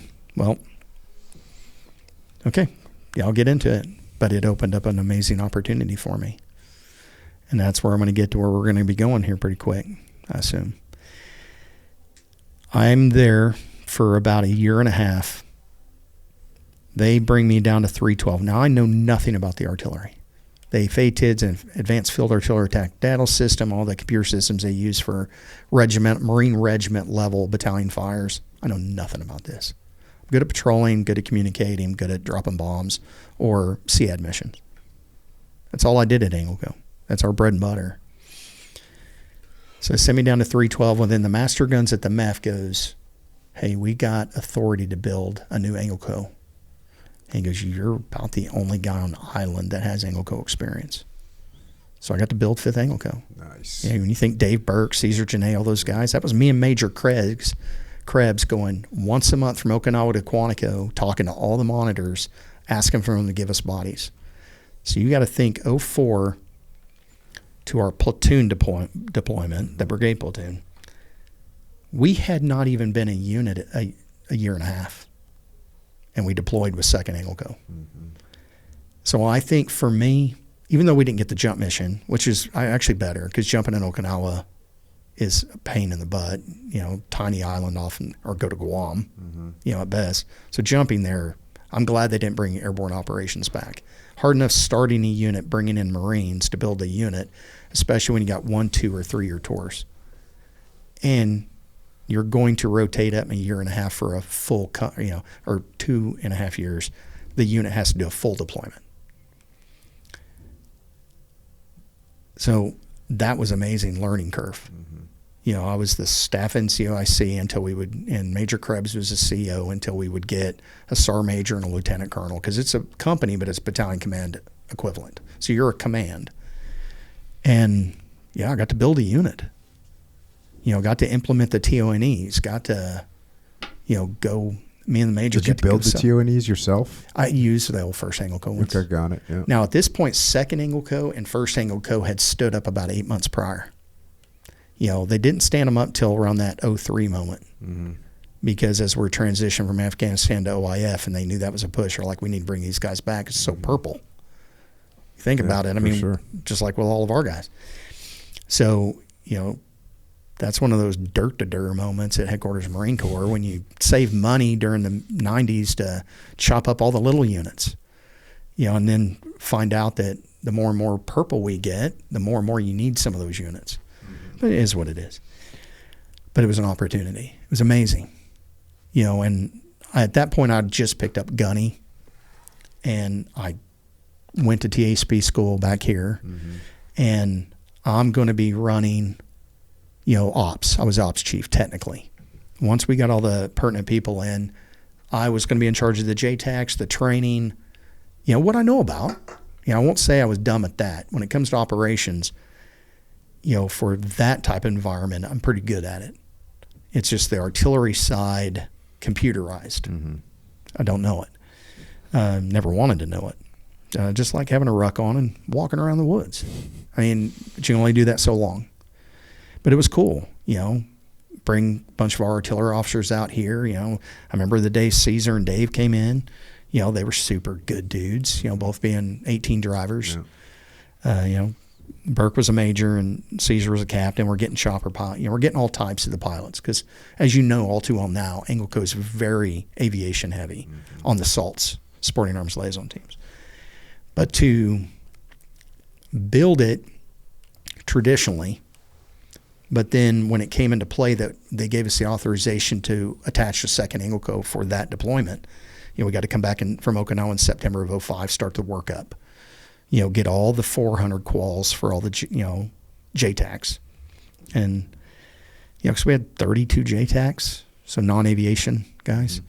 Well, Colonel Campbell, being an old force guy who owned 2nd Angleco, he totally deviated from the traditional Angleco mission, where you have SALT, FIC, maybe 2 FICs if you're lucky under assault, attaching to a battalion or a company from a foreign element or the Army, that traditional role. He said, I want 4-man JTAC teams spread all over Anbar. Well, of course, I talked my colonel in Okinawa and let me go on the deployment as the ops chief. And I sold him, Colonel Schrader. I was like, let me go over and work in Al-Assad in the ops. I'll left seat, right seat, the second Angleco ops chief. And then when we come back over in a year, I can do that 5-month training package with our guys in Okinawa and then bring the whole company over. And we're going to have a bunch of new guys that rotated off island. So I sold him on it. Well, what's Colonel Campbell do? You're a Gunny, you're a JTAC, you're one of the most seasoned shooters, bomb droppers. He goes, why don't you take a team? Sure. So what's he do? He gives me the 3 junior guys in our brigade platoon, Bravo, Huerta, and Mitchell. They're both Lance Corporals, and Mitchell, they were all physical studs. And here I am, 34 at that time. I didn't even tell you, after that deployment, they were talking about doing a total knee reconstruction on my left knee from that ACL reconstruction in 85, 86. So I'm like, I'm doing everything I can to at least get in theater. Because I hate sitting in Okinawa when these guys have been deploying for 3 or 4 years at this point. Well, Colonel Campbell gives me that luck, and I'm like, but like I said at the beginning, you tell me what to do, I'll do it. Or the best of my ability. I'm like, sir, if that's where you want me. And not like I don't know Caesar, but he's going to get a SALT, which wasn't a traditional SALT. He was a JT, as you know all too well. He was a FIC team just like I was. He was my OIC at that level, but I'm definitely the more seasoned guy in at that point in my life. But man, I was always concerned those young boys were going to run my in the dirt, because all 3 of those guys are studs. Yeah. They just didn't have much time because they hadn't been with us long before we deployed. So at what point, how far out did you know you were going to Ramadi? Not till Colonel Campbell, because of that audible. Now, when we did our workup prior to taking off in January, it wasn't our whole team. It was basically just JTACs, because we were going down to the proving grounds. We're staying in Tucson, and the colonel treated us like we were SOCOM. I mean, Paraclete, he spent a buttload of money on equipment, training, all that for that few months. When we got to Al-Assad, I think it was 4 days maybe, but it was all of us at the headquarters in camp. You showed up to Al-Assad not knowing exactly where you were going? No, because he was in that manipulation of we're breaking all these 30-some teams down. Dave could tell you better than I could. But, when I first got there, I've got personal videos of, me and the staff sergeant that worked for him, for technically the platoon, and our troops, our hooch there. I don't know if you ever went over our little compound, that old building they were in. Well, we probably weren't in there 4 days. And they called Caesar, and he called me up, and we went into the meeting. He said, hey, we're going to go over, and we're attaching 1st IA. I said, well, good. That's a traditional Angleco mission right there. So 1st IA, for those of you who don't know, it's the Iraqi Army. So it's like, what is it, 1st Brigade of the Iraqi Army. Yes. Who is stationed over with the 1st of the 506, just above Camp Corregidor, and there, I forget what that was called, the place above, like north of Route Michigan. Yeah, you had combat outposts, you had Camp Tiger, Camp Ranger, and then I forget that other one where they were in those 3, and the Alpha Company was in combat outpost with the tanks. So you're going to go over there and just basically embed with the IA. Yes. Yeah, do a traditional Angleco mission, except not in a traditional TONE. But a very robust equipment package. C-Spot 3s were brand new. Colonel Campbell pulled all his strings in from his background in force. So do you guys have 2 Hummers? Yep. Just decked out with the gear that you needed? Yeah, Caesar had, 1 Hummer for all 4 guys. Okay. So Caesar had 1, I had 1. And then we had a 240 on each of our trucks. You know, like most time Huerta was on the gun. Mm-hmm. But we went on one QRF from Camp Ramadi proper and did one dagger mission. I pulled rotation the day after the dagger missions when we went over to Corregidor. I mean, initially not Corregidor. Was your first dagger mission like one of the just nighttime route clearance? Yeah, I was just running an aircraft over looking for lollipops. Yeah, I just pulled it. They were kind of, you know, the way they were doing it over there is they just kind of put us in a rotation. Kind of interesting. The first time I went out on a dagger mission, it was at night, and you're like they're using white lights and bright white lights. You're all comfortable in the. Were you in the Buffalo? No, I was following in an MRAP behind it. Okay. I did one in the Buffalo. Yeah, that's impressive. Just the fact that you feel safe. I mean, I felt like, because you never felt safe in a Hummer. You know what I mean? You're just waiting to get blown up. But in a MRAP, you just like get to look around, and it's kind of like the air conditioning's kicking. You're kind of like, man, this is kind of awesome. And then they're like, stop. They stop, and you go, oh. And you start hearing them on the radio like, yeah, we're prosecuting. And you're like, oh, so now we might get blown up anyways, but start digging. Yeah. Those guys are freaking heroes, man. That first, I only did 2 dagger missions total. Yeah, one at the beginning and one was a follow-on when they brought them to Full Metal Jacket. We got a lot of good pictures out there. About the time your guys got there, I think. And that one I got to ride in a Buffalo. So I only did one in a Buffalo, one in an MRAP behind the Buffalo. But yes, you're right. When they turn all that Christmas tree of lights on and they start digging, I'm like, this is retarded. And you know, the second one I went on out of Corregidor, it blew the bucket off. It detonated, and it was manual. But yeah, so it wasn't long at Camp Ramadi before me and Caesar came over. We initially checked in with the MIT team that was attached to them. Yep. And we had a couple rooms set up that was going to be in the headquarters for the IA. Caesar didn't like that idea, and he said, I'm not comfortable with this. And I said, well, whatever you want to do, sir, So we drove across the road to Corregidor, check in with First 506, and that's when they gave us, a couple rooms in Full Metal Jacket. Mm-hmm. And, so that's February. Well, we drive across there. We drive around for their COC, if you remember. It was just kind of that bigger building facing all the runoff. We drive around that little spot there where we had our shower tent at one point, and we come around on the backside where the palm grove was, and the generators are sitting right there. And that's where that little courtyard was, kind of in the middle of, And as soon as we get out of the vehicle, zzz, boom, right next to the generator. And that was the best wake-up call any of those guys could get. And so right out the gate, everybody was like, okay, this is realistic. Because we would hear the alarms a few days we're in Ramadi, at Camp Ramadi. Yeah.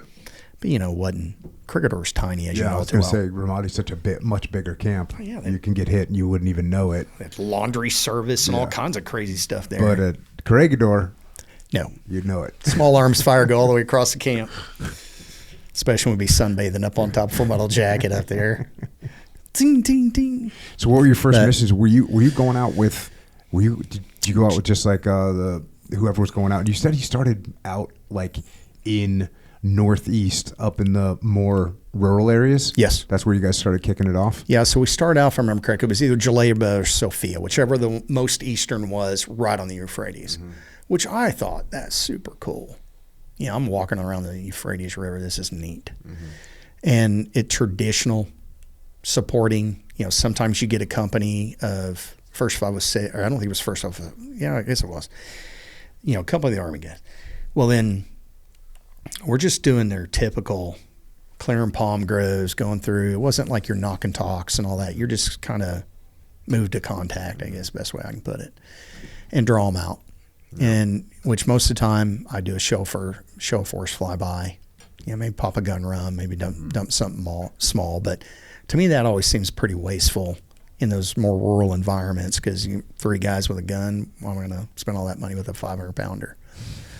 Let's just go up there and do the traditional infantry, locate, close, and destroy the enemy by fire maneuver.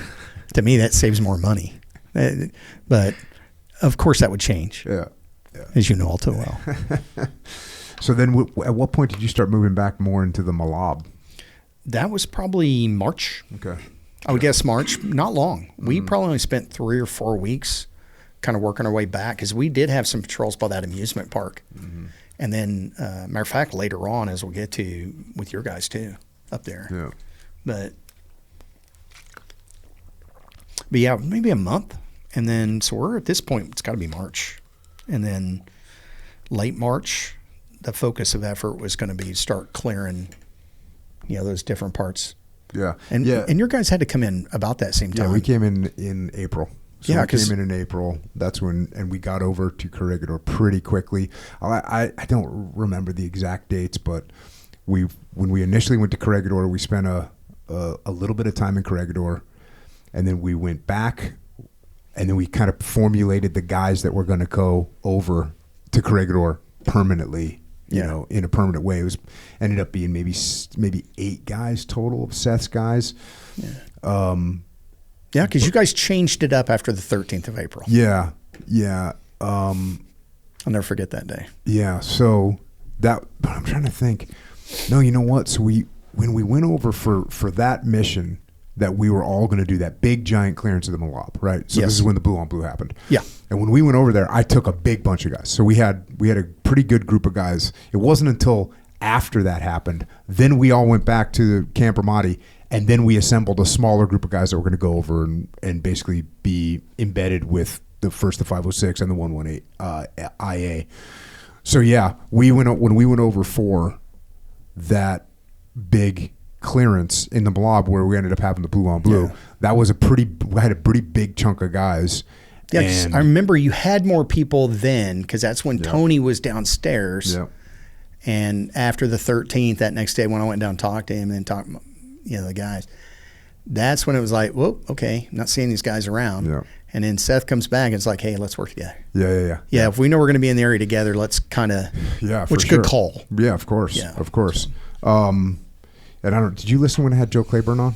Yeah. Oh yeah, so I had to watch that and see him again. Of course. That's awesome. Yeah, you're the Gunny that I talk about. So when we just real quick brief, I had 4 little elements out in the field. I had an element with C2. I had an element with the Iraqi soldiers that were doing the clearance, which is I think where you started off your day because you're doing frontline trace the whole 9 yards. I had 2 sniper overwatch elements out there. Real quick, just giving people the lay of the land.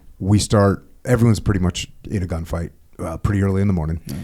And my guys, one of my sniper elements had moved across the road just on the other side of the limit of advance, and a group of Iraqis that no one really knows why they did this, but they had the idea that they were going to go set their own perimeter on the area that was being cleared.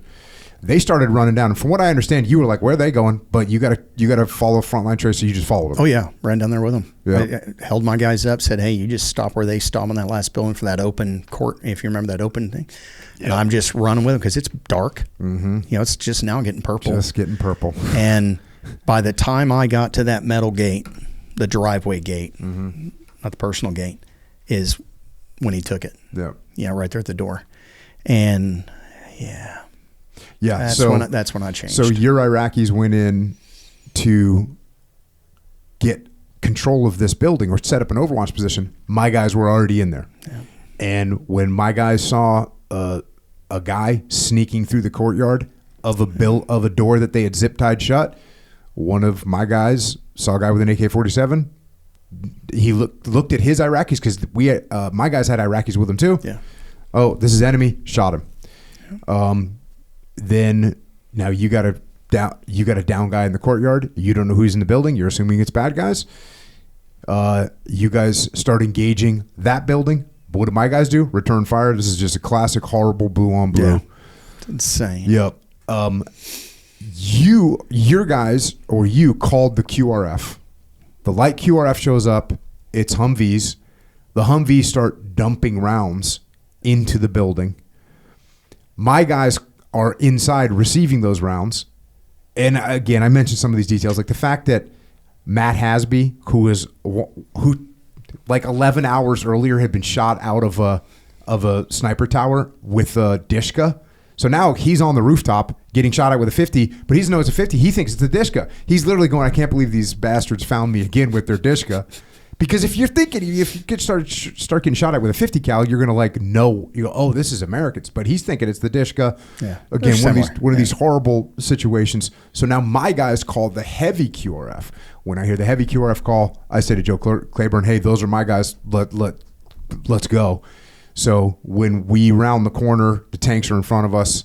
The tank starts like, I see red smoke. That was one of my indicators. I was like, wait, why are we seeing red smoke right now? Yeah, me and him both popped smokes in that courtyard at the same time. So I get out. I think I said to you, I was like, hey, what's going on? And you go, there's moves in that building right there. Yeah. And I go, that's the first time we ever met. Yep, that was the first time we ever met. Maybe in a briefing we might have like glanced, exchanged gut, but I go, hey, what's going on? Gunny, and you go, hey, there's moves in that building right now, and they're bringing it. And I was like, and something didn't add up in my head. And I looked at Z, my SEA. I was like, on me. And he followed me over. I kicked open the door, and I see Tony inside. Yeah. And he goes, and I said, what happened? And he said, I killed the guy in the courtyard, and then they brought it. And I was like, hey, it was a blue on blue. And he gave me the look of, what the hell? And then I came back out. I was like, well, hey, where's Claiborne? And he was up on the roof. And I got to him. And I said, hey, man, it was a blue on blue. And he's like, what? And I said, yep. So that's, the quick dump from my perspective. I don't know whatever other detail you want to add. Well, that was, when I got it was right when I got to the gate, when I heard the round go off. And then the guy that was right behind him, he just starts screaming. Mm-hmm. And I try to stop him at the gate, and then I run back because remember they were going to go firm in that last building, and then there was that empty lot that had that big Dipsy dumpster, and then you had that road, long axis, and then your guys were in that house and that inside that big walled place there. So I kind of run back and forth. I'm trying to call one of the guys to give me some more men. And then my guy, Mitchell, Huerta, and Bravo, they come up and, Gunny, where do you want us? So you get up on the roof, get calm, get me an aircraft. Call the battalion command, tell them what we got. I want to run back down here. So I grab two of the Jundies. We come back over. We go just inside that gate. They had a toilet, that outdoor toilet right there. So we pop into there. Now, I might add, this whole time I'm suppressing. Every time I get close to the building, So I got the Jundies shooting. I'm waiting for the Army to come up, and it wasn't the gun truck. I didn't call the QRF until my air was denied. Mm-hmm. And that's when I called QRF and requested a tank. Yep. And I'm pretty sure you got your air denied.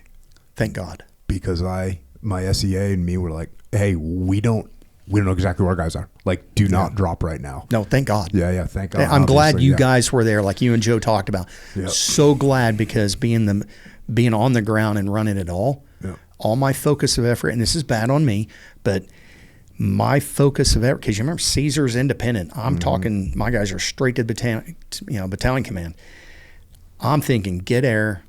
They killed it, and I don't care if it's of course who it is that gets killed when I'm working with them. I'm going to treat them no different than anybody else. So in that mindset, I'm going to treat whoever killed them the same way. And that's the hardest part of that day, when I saw them coming out of the building, when you were there. Mm-hmm. That's the worst. I know for you guys it's big. Marine Corps, it's always been huge. Oh, yeah, that's the worst. Because it was such a big thing throughout our warfare of it happening. But so come back in, I'm suppressing, I'm waiting to get the truck come up. I'm on my inviter, and I'm calling back over to Mitchell, and I'm like, hey, where's my air? And he's denies. I come back over, and I'm like, okay, I'm kind of running back and forth. Well, me and those two, we decide we're not going to go grab the body yet. And we start running back, and next thing I know, I see a grenade roll right by that Dipsy dumpster. So not that they're going to understand, they're Jundies. Most of them, they didn't speak English, most of those guys. I just grenade, drop, wounds a guy in front, kills a guy behind. And then, that's where in that one video that Steven knows, I remember they gave it to me when I was in the hospital, you see the one guy run up and he throws the belt, for the, his belt, whatever it was, throws that belt down, and you hear him going off, and then you hear me go bang on that, because at this point I'm Winchester. Mm-hmm. I fired 13 magazines. So once that gun truck, that first gun truck, waiting for the tank to get up there, you see it in the video. Right as I'm banging on it, and I do that proverbial follow me, because I want that 50. I want to walk that 50 right where I want them until that tank gets there. But right before he started that video, that Army lieutenant was in the front seat. I'm like, give me all your mags. Now, thinking back, I should never do that. Give me 2. Mm-hmm. But I'm like, give me every. Well, they had just gotten the 35 rounders. So I was excited. Several standard 30s. And, yeah. So once I got the truck up there, I started suppressing, and that's when I saw the movement on the rooftop by that big satellite dish. When the old school 6-foot satellite dishes. When I saw, because now it's, right before that tank came up, before I popped the smoke, it was just getting good enough light. Yeah, that's another thing that was. There's so many little holes in the Swiss cheese. Bad. Crypto changed at 2:00 in the morning. I don't know if you remember that. Like there was just thing upon thing upon thing. It sucked. It's terrible. Yeah, worse. That is probably my worst experience ever. Mm-hmm. I mean, honest God, true. That's way worse than what happened to me. Mm-hmm. Because when I saw the movement on the rooftop through the mouse holes, I carried M4 203. Now, I carried a couple smokes. I always had a tube for a helo. But, I carried 10 hand grenades and 10 HE rounds in my Nalgene. I put Nalgene bottles in those. It was, for that time frame, hand grenades and 40 Mike HEs. So I remember I took my smoke out, loading HE, and I'm like, that dish, where those holes were, I did. I sent one over that dish. Hope that didn't kill nobody. And then I hit that dish. And my intent was hit that dish, and that frag pattern would get the 2 guys. Mm-hmm. So glad it didn't work out that way, man. It didn't, yeah. So glad. And by the way, Matt Hasby, he was like, because he was the guy that was stuck on the roof. Okay. So another guy was, I think one more guy was with him who just was able to very quickly get down the stairs, but Matt couldn't move. And he when he tells the story now, of course, 20 years later, but he's like, oh yeah, I was just waiting to die. He got his pistol out and he was like, hey, when these guys come up here, I'm going to get a couple of them, but I'm going to die now.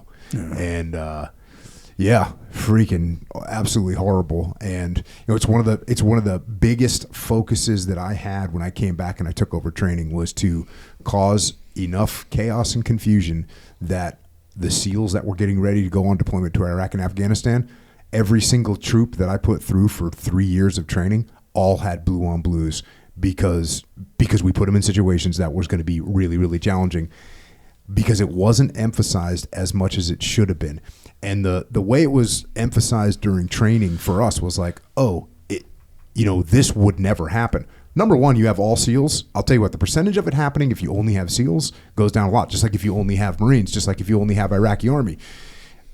You put all those elements together, you throw the language barrier, there's so many things that roll into it.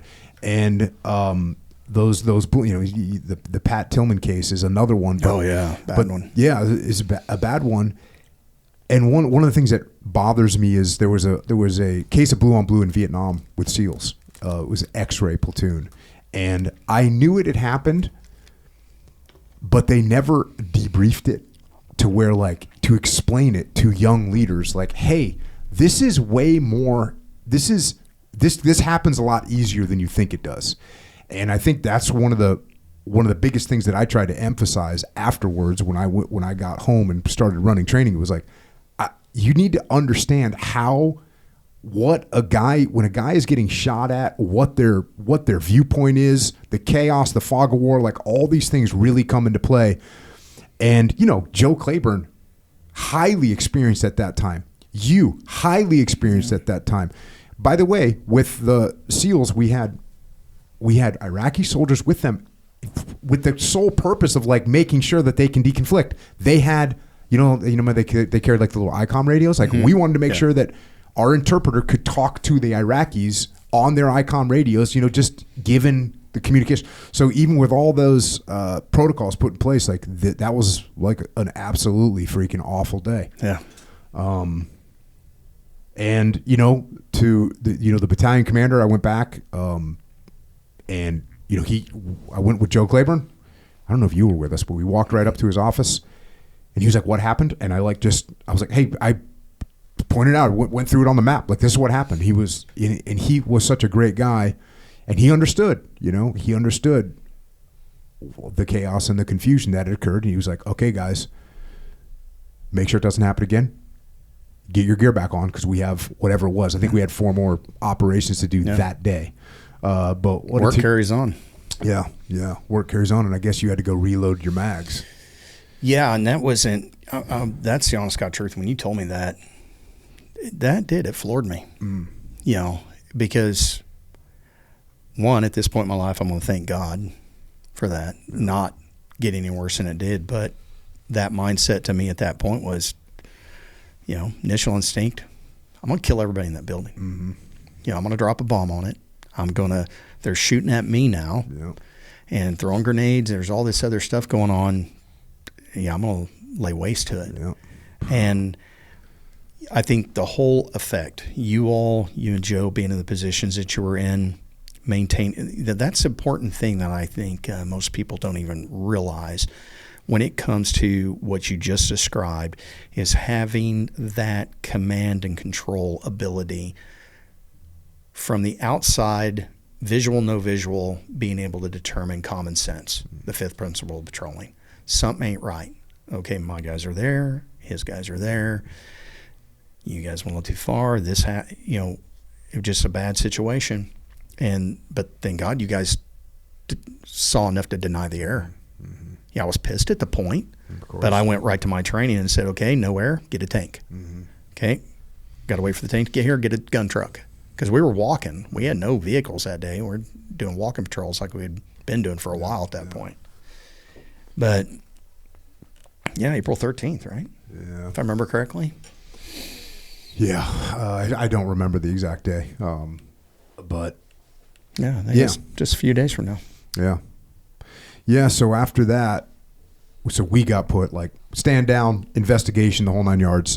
Changed uniforms. Yep. I remember that. Well, yeah, that's right. Even that afternoon, the Iraqis were putting armbands on, with just some kind of armband that indicated, I think it had a blue sticker on or something. It was trying to make the PID easier for everybody. Yeah, they were worried that, I imagine you guys were worried. Oh, yeah. Retribution might happen. I think, one thing I will say is it seemed like everyone understood that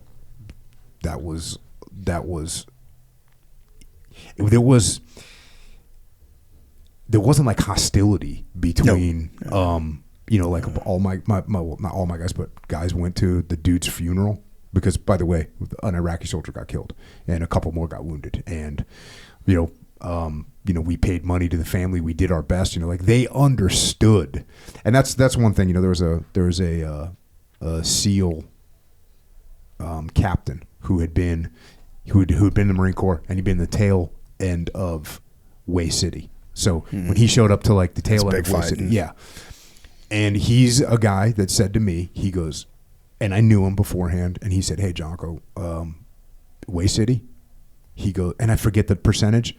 A big percentage of casualties in Way City were friendly fire. Yeah. And again, I wish I would have studied that more and known that more and been more aware of how easily it can happen. But he's a guy that said, "Hey, man," and pretty much all the conventional commanders in Ramadi were like, "Oh yeah, you had a blue on blue," kind of no one ever said that's acceptable. But everyone understands that bound to happen. Yeah, it can happen. And I always one of the points that I always like to make is there was blue on blues with Humvees versus Humvees. And if you think about that, there's no vehicle in the world that looks like a Humvee, and there's only one. We drive them. Friendlies drive Humvees. So if you're in a Humvee and you shoot at another Humvee, think of the mindset that someone has to have. That shows you how easily and how foggy things get. If you're in a Humvee and you shoot at another Humvee, that's wild. Yeah. But that happens. And so, that's another good Leif wrote about an extreme ownership where same thing, we had Army guys. Chris Kyle sees a guy with a scoped weapon in a building, and Chris is like, "Hey, is there friendlies in that building?" Leif starts asking the company commander, "Hey, you guys got friendlies in building, whatever it is, 28? Army guy's like, "No, we don't have any friendlies in there." He's like, "Well, we got a guy with a scoped weapon." Army's like, "Hey, kill him, because we lost guys from snipers, you know. I mean, Chris Leon, you know, was like, hey, we got a guy with a scope weapon, kill him. And Chris is kind of like I see him, he's kind of behind this curtain, and Leif's like, hey, confirm you don't have any guys in building 28 or whatever it was. And the guy's like, no, we don't. And you know, Leif's like, hey, they say they don't have any guys in there. In between Chris and Leif, they just didn't feel comfortable taking the shot. And again, part of the reason they didn't feel comfortable is because of this blue on blue had happened. Yeah. So Leif finally goes, hey, we're not taking the shot. And the Army guy, who we know, is like, bro, okay. And he goes, we're going to have to assault the building then. And Leif is like, hey, we're covering your movement, you know, like best we can do to support. And here goes the Army to go to assault the building. And guess what building they leave? The building that Chris is looking at. And it's like, you know, one tiny decision of, you know, Chris putting a sniper round into an American soldier, you know. But again, because we had that blue on blue, everyone was so much more aware of the possibility of it happening. So well, it's a bad situation leads to good SOP and TTP changes. Yep. As bad as it. Yeah, well, you hope so. If it gets debriefed properly. And we definitely debriefed it properly. Like, we went through every part. And I continue, by the way, when I was running training, I briefed that mission to every SEAL team and platoon that I put through training. Like, exactly what happened. Here's the mistakes I made. Here's what I should have done better. Like, we'll just write down the list. When we got done with that, though, we got done with the investigation. Now is when I put together a crew of guys to go back out to Corregidor, and this is when you kind of built your relationship with the boys. With Seth and JP and the guys. Yeah. And then so you guys now are out there starting to run missions. What was your op tempo like with those guys? Well, the way I would talk with Seth, it'd be me, Caesar, because sometimes it'd be Caesar and Seth, sometimes it'd be me and Seth, and it would be sometimes start off together, sometimes let's just link up at this point to kind of overlap because we know it's going to get heavy. And that was the biggest part of it. And I know it stemmed off of that previous blue and blue. Mm-hmm. And I always joked with Seth and said, well, you don't want to get in a scrap with me again, do you? And, you know, just good fun. Of course. You know, true respect. But it depended, because there was days we did 3 foot patrols. And I'm glad we were doing it that way, because after Cowie. Yeah. Didn't know him super well, had met him a number of times, but when he got shot that day, I was doing Overwatch. And that's one of the... Caesar would normally go to the meetings. I don't care to be in those stinking command meetings. Because a few that I went, like the day after he got shot, when they were doing that extract, because I think it's what they were doing. They were extracting your guys that went up with some snipers from the Army and wanted to hide the extract by bringing those 11-13s up. I got pretty angry. I went to that meeting with Caesar, and you know, Caesar did give me the, hey, Spank, you just mind your P's and Q's, because I was frothing. Because the other problem I had was, you know, some of the senior staff NCOs, because the admin sergeant major, not the command sergeant major, the admin sergeant major, we didn't see eye to eye on a lot of things, because he didn't like the fact that I shared the hooch with my guys. Me being an E7, they'll be in 2 E3s and an E4. And he always came after me about that. And I'm like, this is my team. This is our equipment. We got a ton of equipment. I'm like, with all due respect, Sergeant Major, I don't work for you. And then I went downstairs, because Caesar hooched up with all the Air Force, Major Francis and those guys that were sporting First 06. We had 2 different rooms upstairs. Yeah, I don't work for you usually doesn't land very well. No, it doesn't. But I was just getting FYI. But we had a sign on our door that said Lightning 4-2 and all 4 of our name and ranks on it. That one of the guys had printed up. So not like you don't know that's our room, but you know, we're upstairs. Caesar and his guys are downstairs with all the ETACs and Major Francis and those guys. Well, we're kind of I kind of wanted to be away, because nobody was on the second deck at that time. They had to blow over for some CBs that came in to build a helo pad or something. And the other problem was those were technically all their overflow when they would bring people in, you know, especially right before your guys got there. And, you know, at that point there was 2 soldiers in that whole building. And then, you know, we come in, Marine EOD comes in, and you guys come in. Well, total caveat. And our first room was around that whole corner, kind of back towards the generators, a little bit bigger, but we came back off patrol one day, and our NERP mortar came right through the ceiling, made it through the rebar, and was laying on Bravo's rack. And we had the way we built those racks, we kind of had your sin pit with the poncho up to give you some privacy, and gear on the top, and just 4 of us in the hooch, and it's a pretty good size room. So, and Bravo pulls back his poncho to get in the rack, take his boots off, and here's this inert mortar had made it through that roof, reinforced, went through that top plywood, and landed and sat on his pillow. There you go. And he's like, Gunny. I'm over there setting my tough book back up, plugging in the printer to print everything out from the patrol, and I'm like, you guys get out of here. So get out of here, go downstairs, go on the other side of the courtyard. I'm going to go down. Well, thank God we had the 2 ED I was gonna say, right there, down in the bottom. Actually, they were right next to where Tony had hooched up there for a little bit. So I grabbed them, and they're like, okay, yeah, I just failed. I'm like, well, one, we were on patrol, thankfully. So we move around the corner, and they give us a building, so that made that Sergeant Major bad. But then the fact I was hooching, he goes, no, you need to be. And I'm like, that's my team. We go out together. We come back together. I don't need to be separated from them. That'll just slow down the process. We're living together. I can sit there, and I brought a Proxima, so I can pull up intel stuff and the stuff that gives her. Yeah, and we could go over any planning we need to do as a team. But yeah.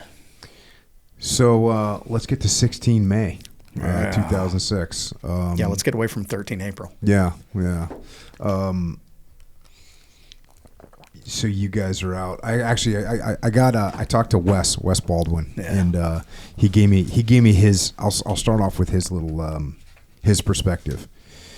He says that was an interesting day, which is a very Wes way of kicking this thing off. He says the decision was made that we were to leave our courtyard and foot patrol assault towards a shooter on a nearby rooftop.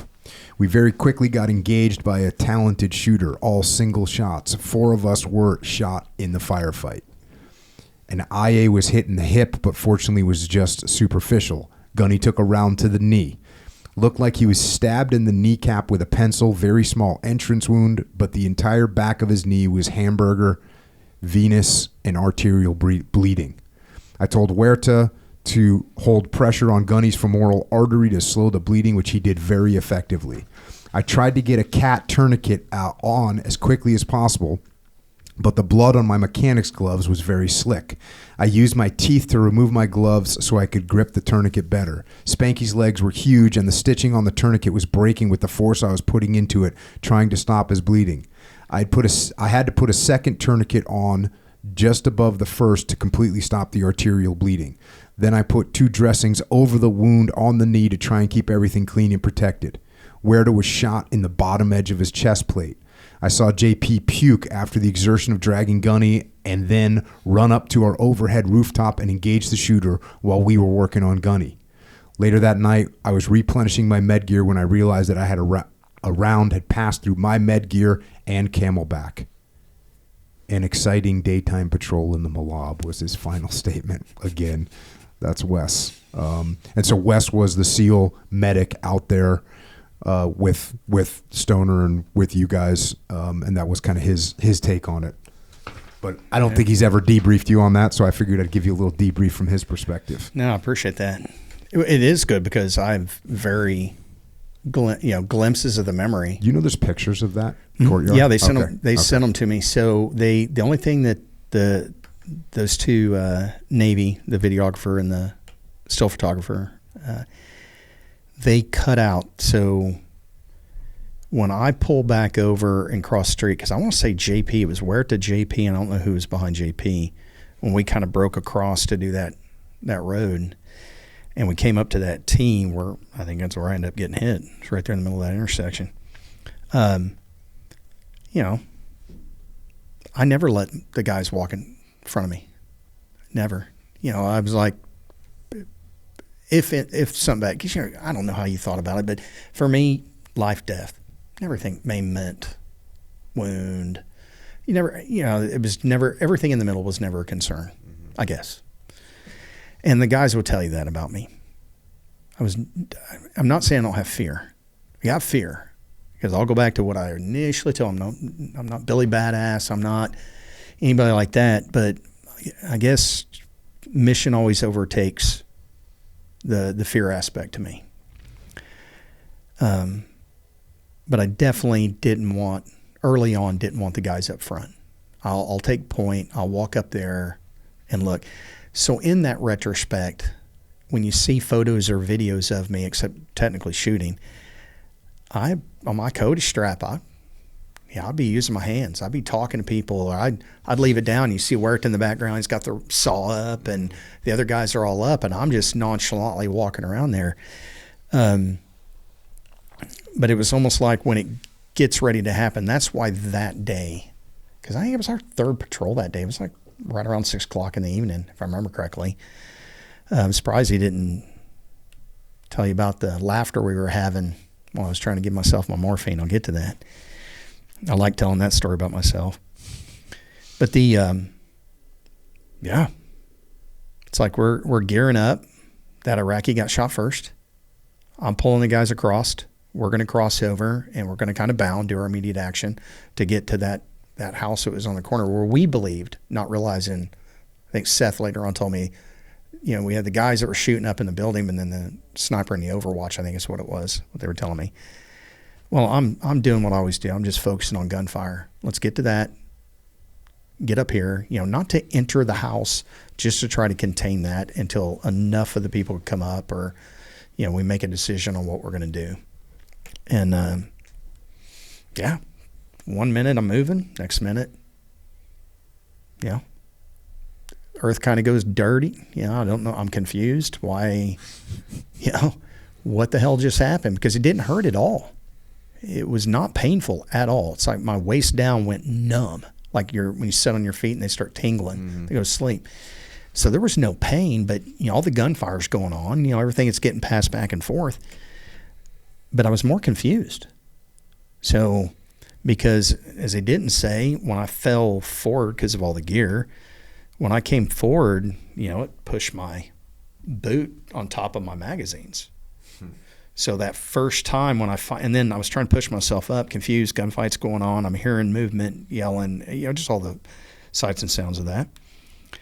I go to push myself up and I can't lift up, and I'm just confused. That's the best way I can put it from what I can remember. And I finally realized that my paraclete, or not on my paraclete vest, but my Cody strap, I disconnected the quick clip on it and was pulling my rifle, because my only instinct at this point is get your weapon in front of you. Get back to business, because you're definitely not moving at this point, because my whole lower body's just numb and tingling. And it wasn't until, and this is what I didn't get, it was JP and Huerta, because they were the closest two to me, and this is them telling me after the fact. Grabbed my toe handle on my paraclete, and those two cockstrong kids, because I was 200 body weight in those days, and all the gear we carry, so good 270 to 300 pounds, somewhere in that ballpark. They grabbed that and they ass-ended me all the way over, because I was, at that point, I'd got the weapon in front, and I was just going to shoot whatever. I don't give a crap what's in front of me. Kind of berserker mode, I guess. Not professional, but I said, I'm just going to kill everything in front of me. If it flags, I'm going to aim at it. And then when they flipped me over, I almost shot myself in the right foot. But back then, I shot both eyes open. And so I'd look ACOG in the one, but I'd aim over it, especially in those situations. But they flipped me back over, and that's when I got, after I took my finger off the, trigger, when I saw my foot with my left eye. But then I immediately noticed that my left leg was just bouncing. It's just, kind of like he was saying, it was hamburger on the whole back. I don't know how bad it is. It's just bouncing back and forth. And then there's a lull. So I take that opportunity to reload, and still kind of confused, but not fearful. I'm more surprised, not confused, surprised. And then especially when I'm watching my leg just bounces or drag, and then it stops, and then it goes again. That's when Huerta got shot. Didn't know that till after the fact. And that's why I think, is it Tom? Yeah. When Tom came out to help JP. Yeah. And but then when they got me to the courtyard, and in those pictures, you know, it's a pig trail. Mitchell's got blood all over it. It's just a pig. It was, thank God, Wes and those guys. Yeah. But that metal framing on the gate they were bringing me through, the personal gate, my gear was stuck on it. Mm-hmm. So he and JP are just jerking. And I remember, and I'm like, they gave me a chance to clear the 203 round out of my tube. I just, at that building, I'm like, I'm going to aim at the window, and I'm sending into that building, because we had thought that's where all the fire was coming from. But, yeah, and then, Wes moves over to me, and they start to give me that courtyard, and Bravo Stevens, or Stevens Bravo. He's really gunning down hard, helping Wes. Wes is straddling me on my leg. He's trying to cut everything free. I remember Bravo is really pushing down on my femoral bridge on my hip, trying to help slow the bleeding, because I'm lucky. Yeah, you don't have much time with the femoral. Yeah. It's like 3-4 minutes. Total popliteal bridge, all that was gone. Well, he's doing that. Well, then I started getting shocky. At this point, I start recognizing signs of shock. And I asked Wes, because we had those big auto injectors of morphine. I'm like, if I'm going down, I'm going down high. Can I give it? No, Gunny, you're not ready yet. Gunny, you're not ready. I can't. You're not stable, Gunny. You kind of feel that. I never lost lucidity, but you can just tell your body's revolting at that point. You see where it's kind of cutting stuff off, and your mind starts getting a little cloudy, and because it's doing what a body's meant to do in a traumatic situation. It's trying to shut down systems to keep you alive. I get why it was doing. But then one of those memories I've got is Wes got both of them. He's kind of wrapping me together. We're waiting for that truck to get up there to throw me in there. And I'm like, can I go ahead and give him morphine now? And he goes, you're good, Gunny, you're good. And I know this is after 6 o'clock, because the sun's not directly up. I'm looking at that blue sky. We're laying in that courtyard in the middle of those people's driveway. And he's done a bang-up job on me for however long it took. And of all the times I've practiced this over and over and over, I pull it out, because I kept it on my imbiter case on my chest. I kept it on the outside. And I don't know how I did it, but when I pulled it out, you can pull it out, pop the cap, and then just slam it in a thigh or something like that for someone. You practice it over and over. You pop that cap off, and then you just come around. Sometimes you got to reinforce the back with your pinky so that it gets a good push into the meat. Don't know how I did it. Boom! That needle went right through my pinky and just squirted against that brick wall. And I'm like, what the hell? We start laughing, and I just rip it out of my pinky, and I just start jabbing at Wes and Huerta, because at this point Huerta came up, Gunny, I got shot. And not knowing, dragging me, not dragging me, that good stuff. And I just jammed. He goes, you ain't going to get nothing. I said, and I was just going off. I was so angry with myself. Not only am I laying here, got him working on me to keep me alive, and I'm looking at this blue sky thinking I can tell my body's going into revolt, and I want to do it high if it's going to happen, and I can't even be high. And then about that time, that gun truck come up, because I remember Major Francis, Mitchell, and all those guys were there. They got me stabilized, and they threw me across the lap of those soldiers in that gun truck. Mm-hmm. They just opened that door, both back doors, get me in there. Wes had strapped my legs together, basically. And, I'm holding my helmet. I don't even know where my rifle is. One of those guys kept my rifle. Mm-hmm. So, and I quit carrying a pistol at that point. It took up space. And so my pistol was under my pillow. But I've got my helmet in my hand. They throw me in that gun truck to take me to the end of Malab and Camel Hump. If you remember that? Yep. To have 1113 pick me up. They didn't want to bring it all the way down. So they want to take me all the way down, meet at the intersection. I'm listening to them, but I remember that gunner. That's one of those memories I have. They get me across the lap of these two soldiers. Yeah, I got blood all over the place. Stop the bleeding, thank God. And that gunner, so fun. That gunner looks down out of the turret. I'm laying in the lap of these two young soldiers, and he goes, "Aren't you that Gunny we're always getting in firefights with?" And I'm like, "Yeah, I'm that Gunny." No crap, finally bit me in the ass. Give me the end of the block. Well, now I'm stuck. You got the gunner, you got the guys, you got the other four soldiers inside, but I'm laying across their lap. They can't get out from under me to, get me out of and get me on 1113. But I remember that medic that was in the back of that 1113 comes over, opens that door and asks if I can walk. I throw my helmet at him because I was already holding it. And I'm like, just are you retarded? But that was the most sickening feeling. That and the chopper ride once they got the IVs in me to take me to, because, they cut my leg off in TQ or wherever that hospital was over by TQ. But the back of the 1130, because I've never liked being in those things. Any armor vehicle, I don't prefer it. And but then in that chopper ride out of the combat outpost, that's probably the most uncomfortable feelings I've ever had. The most bare. Don't have a weapon.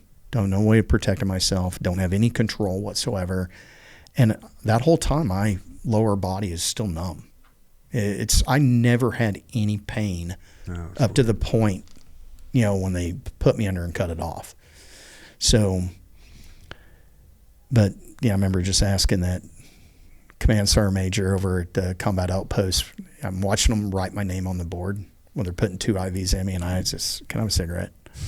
He's like, "No, you can't. Give me a cigarette." "Who cares? Give me a cigarette. Give me a cigarette." Because I always smoked the Falling Rain Iraqi smokes with them back then. Yeah.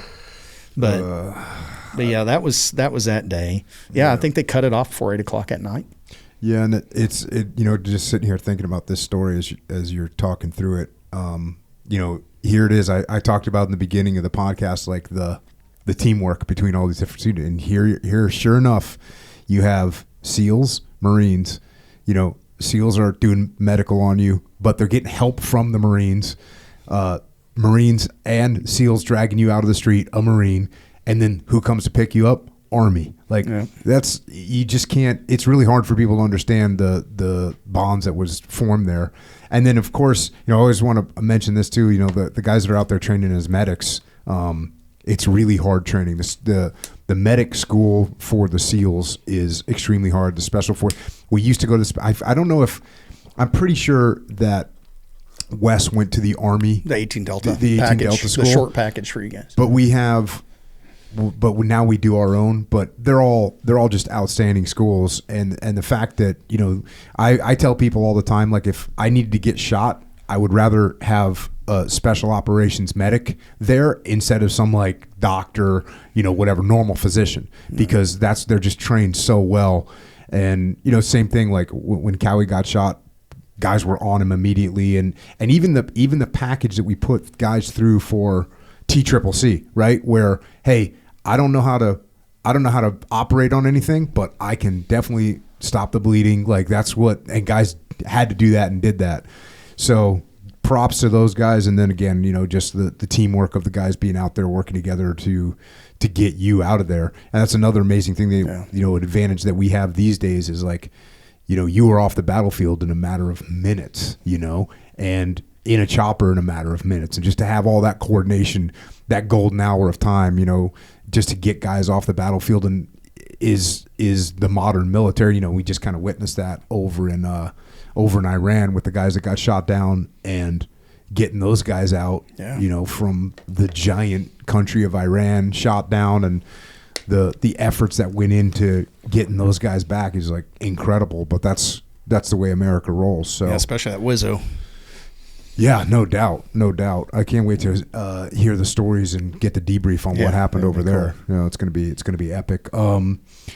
So you were conscious the whole way until... I never lost consciousness until just for the last memory I have. When I say I've got mixed time, drugs from in the hospital kind of clouded some of the in-between stuff. I never lost consciousness. And when they got me that combat surgical or wherever it was over by TQ, I don't know, chopper lands, they put me on a big wheeled gurney thingy and rolled me in. It's like a male and a female. The female was wearing Scooby-Doo scrub tops. And I'm looking down there doing capillary refill on my left big toe. And one or the other, don't really remember clearly, one or the other looked at each other and just shook their head. Mm-hmm. But I remember she had Scooby-Doo scrubs. Don't know who was senior, who was who, don't know. That's the last memory I have. The next memory I have, I'm in a C-17 on my way to lawn stool. And I woke up in excruciating pain. And I have no clue I have no memory of lawn stool. Now, I was shot the night of the 16th, cut my leg off. I was in Bethesda the morning of the 19th. So we're looking at less than 72 hours. From the moment of wound, initial amputation, to checking into Bethesda. Mm-hmm. So a very quick process. So much so that my mom and my ex and my soon-to-be second ex at that point were all getting notified that the Marine Corps is flying you to Germany because he is not looking good. And I think that's that spell I had somewhere in between there that I vaguely remember the pain. But I was VSI. I do know that at this point. I was able in 08 to look at my own, working at the MEF, I was able to look at my own call where they were doing the notifications and from commands. So I was VSI, so I guess I got... Wait, what's a VSI? Very seriously injured. Okay, got it. And I think it was the blood loss. I think that's why they said they want to get him to Germany. It wasn't the injury, it was the blood loss by far. And looking at the pictures later on his hospital, I get that. It was a big trail. But I'm lucky. And that when you remember being in TQ and you see the Scooby nurse, do they even consult you at all about your leg? It's just that's the only memory I have. They might have, and I don't know. You just don't know. All I remember is getting me off the chopper, and those gurneys have those big huge skinny wheels, and they roll me into that, whatever it was, and I don't even remember their faces. I just remember one was a female, one was a male, and Scooby-Doo scrub top. And I remember the capillary refill, and beyond that, and honestly, I don't even care. Mm-hmm. At this point in it, I mean, next thing I know, got part of a leg going. Mm-hmm. And so, no big deal. You woke up, or your first memory is pain on the flight? The C-17. C-17. Oh, yeah. Did they immediately put you back under? Yes. That was something I just recently talked to a guy about. So I was, somewhere in the middle of it, but I remember I was about midway up on the center gurney racks, and the jump seats are there. Familiar with C-17s, obviously. We've all been on them. Well, I woke up and I was in really, really bad pain. I can't even tell you the level of pain at this point. I just know I was in bad pain, and I was smelling Fritos. And what's weird is I know I was in pain, I know I was hungry, and I smell Fritos. And I'm assuming it's one of those Air Force box meals. Lunches or whatever. Yeah. Somebody's eating one on there. So that's the only emotion and the feeling I have in that point. Pain, hunger, help. And it seemed like within whatever time frame, I don't know. As soon as I motioned that I'm hungry, I'm hurting, I was out. Mm-hmm. And I don't remember from there. And I don't really remember very well that first 2 weeks in the hospital because I went through 10 surgeries in 2 weeks, debridements and revisions and all that stuff they did to me. It was surgery every other day. And so you're so medicated that, I have glimpses. I don't remember getting my Purple Heart from General Hagee. Sure. That guy I talked about earlier, Steve Bell, he's Sergeant Major at 112 in Hawaii at Kaneohe that I'd worked with on recruiting duty. He flew in from Hawaii with his wife and spent the first week and a half, almost 2 weeks with me. Gave me my haircut the day I got my Purple Heart. I look at pictures. I look at videos. Don't remember it. I don't remember it. That's wild. We went to the evening parade. I was in a wheelchair. We're all there together. Him and them, commandants, everybody's there. And I see the videos. I'm lucid. I'm communicating just like I normally would communicate, but I have no memory. Dang. It was about that third week I started getting memory back. What was kind of the emotional state when you realized you got no leg?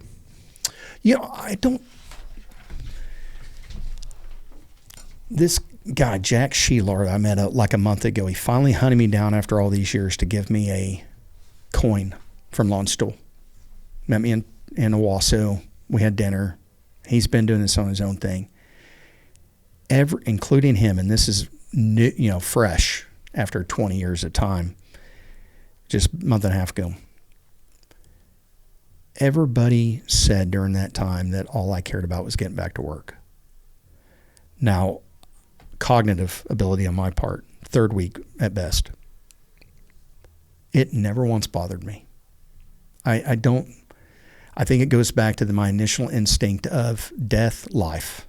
Mm-hmm. Anything in the middle is just react to it. Mm-hmm. Get past it, find a new norm, do whatever you got to do. It never bothered me. Does it suck? Of course it sucks. I wouldn't wish it on anybody.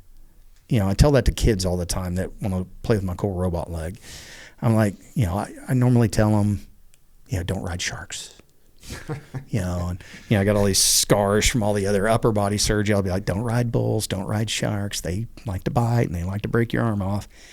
And kids get a kick out. They don't want to say, I got shot. That's boring to them. They just think the robot leg's cool. But I don't, it never once was affecting me in that way. Never. I'm happy to have life. Life is way more important than a leg. And I take it as luck. I had a lot of really close calls in that time frame. Mm-hmm. So now as a different type of person, I look back on it, that was God's way to tell me to grow up. You're older, you're higher rank, you should be out playing with the boys. Time to get back to real work, big boy. Mm-hmm. It's kind of the way I look at it. But it never once. The only fear I had was I would have to get out. That is honest God truth. When I was waiting on the med board to come back, that gave me that feeling of 1995 again. Mm-hmm. And so when they came back on permanent limited duty orders, I could stay. I'm like, well, that's the first step. Mm-hmm. So, but it never bothered me. And then it goes into the recovery. It sounds like relatively clean situation. In other words, like above the knee, it's horrible, it's terrible, but above the knee, it sounds like there wasn't any major infections. It moved pretty quick as far as, and by the way, it's one leg instead of two. That's a huge difference. That's gunshot wound in lieu of explosive. Yeah, that's what. A surgical above the knee amputation based off the damage to the lower femur from the gunshot. So it's all, there's no blast injury. The elective to go above the fracture of the femur, not to cut you off, Jocko. No. That's the part I was missing. That's the kicker. The healing process is much better. Yep. Because Dan Knausen, who I know, I know Dan very well. Yep, yeah, like that's blast. I met him initially. Rob Jones, blast. Yep. Travis don't know him Mills, that well, but I know blast. Like all those guys, those blast amputations are brutal, and then you have all the secondary damage from the explosives in the rest of their body, soft tissue, organ damage, all that stuff they have. So this is that's what I didn't make that connection of why this, because you're like I wasn't hurting too bad, and even the fact that you're conscious, because these guys get blown up, it's like so much more trauma. Yeah, it's traumatic in so many other parts of their body as well. Dan Knausen was like, just devastated. Dan came to my retirement. That's amazing. I spent a lot of time with him when he got there in 10. Mm-hmm. I was still out there then. Mm-hmm. I won't say we became friends. We were very good acquaintances. Yeah. We traveled a number of times together on trips before he started doing the biathlon stuff. Yeah, what a stud. Good dude. So your recovery, you don't have to worry about these other blast injuries and all this stuff. It's a quick, from May 16th till mid-December.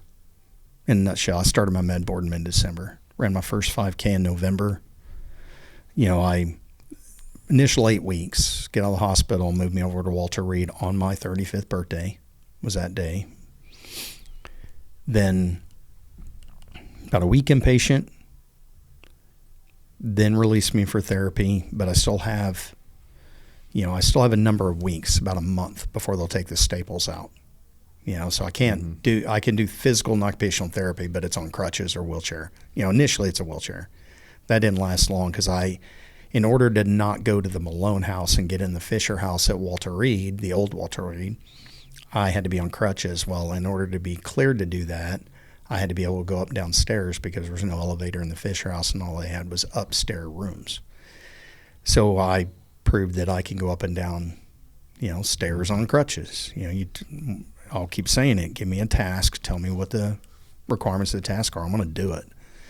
And because I don't want to be in the Malone house, and for people who don't know, the Malone house is the old Walter Reed. It was basically a 10, 12-story hotel, and it was wild, wild west for wounded warriors and their families.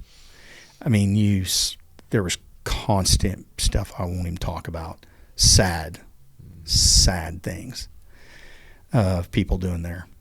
I'm like, I've got a young daughter, a second. I do not want to be in the Malone house. I didn't really want to be in D.C. Not like I had any choice in the matter. But fortunately, proved very quickly before I even got my first leg, my temp socket, and we got in the Malone house. Much more family oriented. You only got like 8 or 10 families in there. You mean the Fisher? Mm-hmm, Fisher okay, houses. Fisher house, yeah, Walter Reed had 3 of them. Got it. And so you're in a family environment. You can have your own space and store food. Malone House is basically a hotel with a restaurant at the bottom. Mm-hmm. You don't have that opportunity to cook in the rooms or any of that stuff. And I didn't want no part of that, plus all that other extracurricular crap I didn't be around. My focus of effort was get back to work. That was my number one focus. So, nope, got to wait till your staples are out. Okay, when are you going to take my staples out?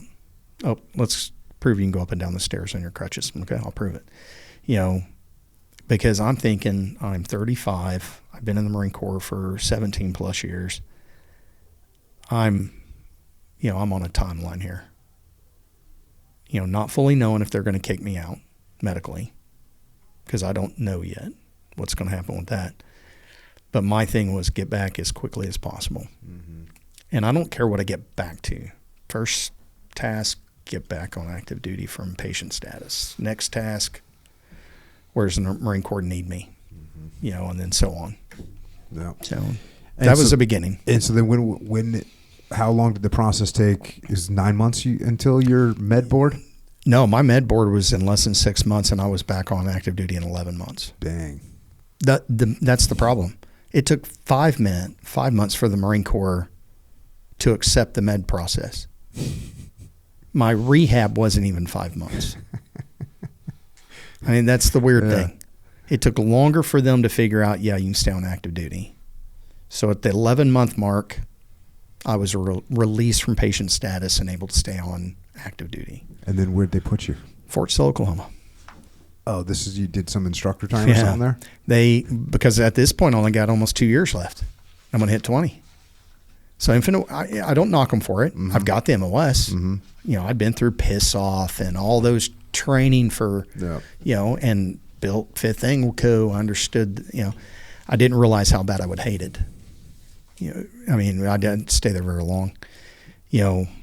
How long did you stay there for? I got there, technically checked in mid-May, and checked into 1 MEF for the 08 deployment in September.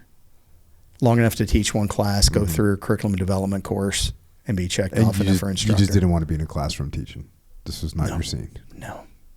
But I thought, get out of the hospital. Mm-hmm. It goes back to everything I've told you before.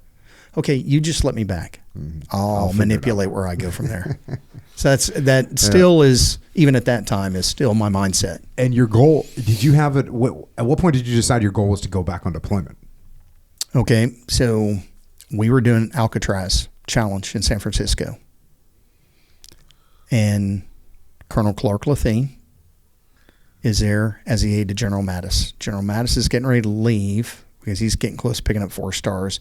So that 08 deployment, General Kelly takes over. We're doing the Alcatraz Challenge. Did pretty good. Swimming, I've always been pretty decent at swimming. And then once I learned the strokes and learned the proper and did it enough, I've always been a decent swimmer. I've just gotten better and better. But the Yeah, I came out of the water pretty fast. I mean, there's only 5-6 of us amputees there out of, 600 to 900 people, whatever it was, 600 and something. Have you ever been up there for it? I have not been up there for it, but I've been up there before. Yeah, you ferry over right off the island. You jump off the platform, and then you swim back. My aiming point was the Golden Dome at Crissy Field. Depending on the current. How far that of day. a swim is it? A mile and a half. Oh, okay. Nothing stupid. I did it in 40-some minutes. It's current, as you know up there. That current is, depending on what you're getting that day, which it's a morning swim. Do they plan it around a good current? No, I think beneficial current? No, I don't know. That I can't answer. But they have safety kayaks in the water to kind of keep you from going. There was only one time I had to get nudged by a kayak because I went hundreds of strokes before I really looked up, and aimed right at the Golden Gate Bridge. And they nudged me. That's what got. And I'm like, yeah, there's Golden Dome's my aiming point. I'm heading out to the Pacific Ocean. We don't want that. So they can say, because that current, when it's got that, littoral currents, all about that. That current, when it comes in across where the old Presidio was, it's got to be a 2-knot littoral. I mean, it's fast. Yeah. And so, yeah, a little bit of this. Going back a little bit, because I know this must have landed on you, but Corporal Chris Leon gets killed. Right there you go. June 20th. June 20th. So you've been back in the States for like a month, and now the first Anglico guy killed since Vietnam. Yeah, Sergeant Major called me. Gets killed in Ramadi, and Sergeant Major called you. Yep. Yeah, our Sergeant Major called me that was from 2nd Anglico and let me know. Mm-hmm. And because then we had him, and then we had Pate, Captain Pate. Was one of the 2nd Anglico from there. He was our intel officer. They got killed, I think, in August. Mm-hmm. And he was out of TQ, I believe. Yeah. But yeah, when I heard about Chris, and that sucks. I'm sure Dave's talked to you a lot about Major Burke. Theo and Chris were best friends. Huerta, both from the same area in California. When they got to the unit, both communicators. During that initial build-up, when me and Major Krebs are getting the unit build up, and it sucked. Mm-hmm. And then to hear the way it happened, I'm glad it was. This sounds bad, but I don't mean it this way. Quick death. Mm-hmm. That's all I wish for anybody if you're going to be put in that position, not bleeding out on the road. I know the guys told me, Sergeant Major told me that Huerta took it super hard because that was a month after me. Yeah. And that probably bothered me more was what was going to be the, obviously family. Mm-hmm. Leon was a great kid, cock-strong kid, just like Huerta, funny. Yeah. Those two together back in Okinawa. Just studs. Oh, yeah. Just good guys. That's the hardest thing for me was that, and I'm not saying what ifs because I don't think what ifs matter. Should I've pushed so hard to get us over there as a platoon? But then I also got to think, I don't know. It sucks. But what death doesn't suck? You know that all too well. Yeah. But they've named when my son was in Okinawa with 5th Marines on UDP, he went by the 5th Anglico headquarters there in Camp Hansen. It's named after Chris. Mm-hmm. And then they've got a little memorial for the 3 of us in there. I don't know. What do you say? Yeah, but that had to, not had to, but I would imagine like going when you have the goal. What made me think of that was having the goal of going back over on deployment again. Knowing the cost better than anybody. Not only with losing Chris and yourself being wounded, and now you're like, cool. You know what I'm going to do? Go back over. Oh, sure. I mean, but that's. Okay, so my thing, just like the initial part of it and the whole career, every time, all the stories I've told up to this point, one thing has always resonated for as long as I can and the best way I can, I'm going to serve. I already know what it feels like to have it taken away. So the leg portion of it, I just wanted to be able to get back to a new normal for myself, but more importantly, to prove to everybody. It was never an agenda to go back to Iraq or Afghanistan. It was never a personal aspiration. It was, I want to shut everybody up and let them know I'm normal. Limited. Yeah. there's limitations now that are blatantly obvious, but I will not do anything. I promised that to, I promised that to General Mattis back then. I promised General Kelly when we got over there. I said, I will never put a Marine in harm's way. And that will not happen. I won't say I'll never put myself in harm's way, but I can only handle I can take care of myself. I know what I will and won't do, and I'll never do that. But then there was that, the hospital. I left Walter Reed in September of 2006 and went down Center for Intrepid in San Antonio. I just left. They kept telling me 18 months minimum. That's what Walter Reed kept telling me. And I'm like, give me my task. Tell me what I need to accomplish to get out of here, to get my med board signed off on and see if I can stay on active duty. And they kept, don't worry about that, just get healthy. Don't worry about that, get healthy. And I was just like, no, I want to know what I can do to get out of here as fast as possible, because I've got that ticking timeline. I only have so many years left of me in the Marine Corps. Mm-hmm. And if I'm going to waste them here just to make 20, I'll hate myself for it. I will. I'll hate myself because, I want to go on my terms. And that was my whole principle. I don't want to go early. I want to go out on my terms. I want to do as much as I possibly can to prove who can do it and who can't do it. Because that's the tertiary agenda for me. Let's push the boundaries. Let's get, 6 months after me, we got that single above the knee corporal back over at Okinawa. Mm-hmm. 2 years after I was in D.C., we got Corporal Bradford, bilateral above the knee amputee, coley blind, got him to stay on active duty and work at the Wounded Warrior Regiment. That became my goal after that deployment. But I'll get back to the hospital stay. I did. I told, Staff Sergeant John Sepanowski, who worked at the Walter Reed liaison, I went into him and I said, listen, I'm leaving. One, I hate D.C. We just had a triple amputee get mugged at the little mall area there in Maryland. Oh my gosh, I can't remember the name of it. Doesn't matter. Pretty close to Walter Reed. Mm-hmm. And they had a big courtyard where you watch movies. They rolled this kid in the parking garage. No respect in that factor. A kid can't defend himself. I'm like, and plus I hated DC at that point. I said, I want out of here. And finally I just told my ex's dad was there visiting. And I said, you guys go down and get a rental car while I'm in therapy. Because they kept telling me 18 months, and then they would tell me, I miss this factor, it's pretty important, 1 hour. You can do 1 hour of physical therapy, 1 hour of occupational therapy. I'm like, I have nothing else to do in the day. I'm going to go back over to the Fisher house. I'm going to twiddle my thumbs and sit there and look at this thing I've got missing. I don't have a leg on. You won't let me get it. So it's just one thing after another. It just pissed me off. And so finally I had enough. I really did. I said, go get a rental car. And I told Staff Sergeant Ski at the Marine liaison there, well, he goes, dude, you can't do that. You got no orders. I don't give a crap. What are you going to do, kick me out? And I wasn't trying to be the old guy, or the old Spanky, but I was pissed.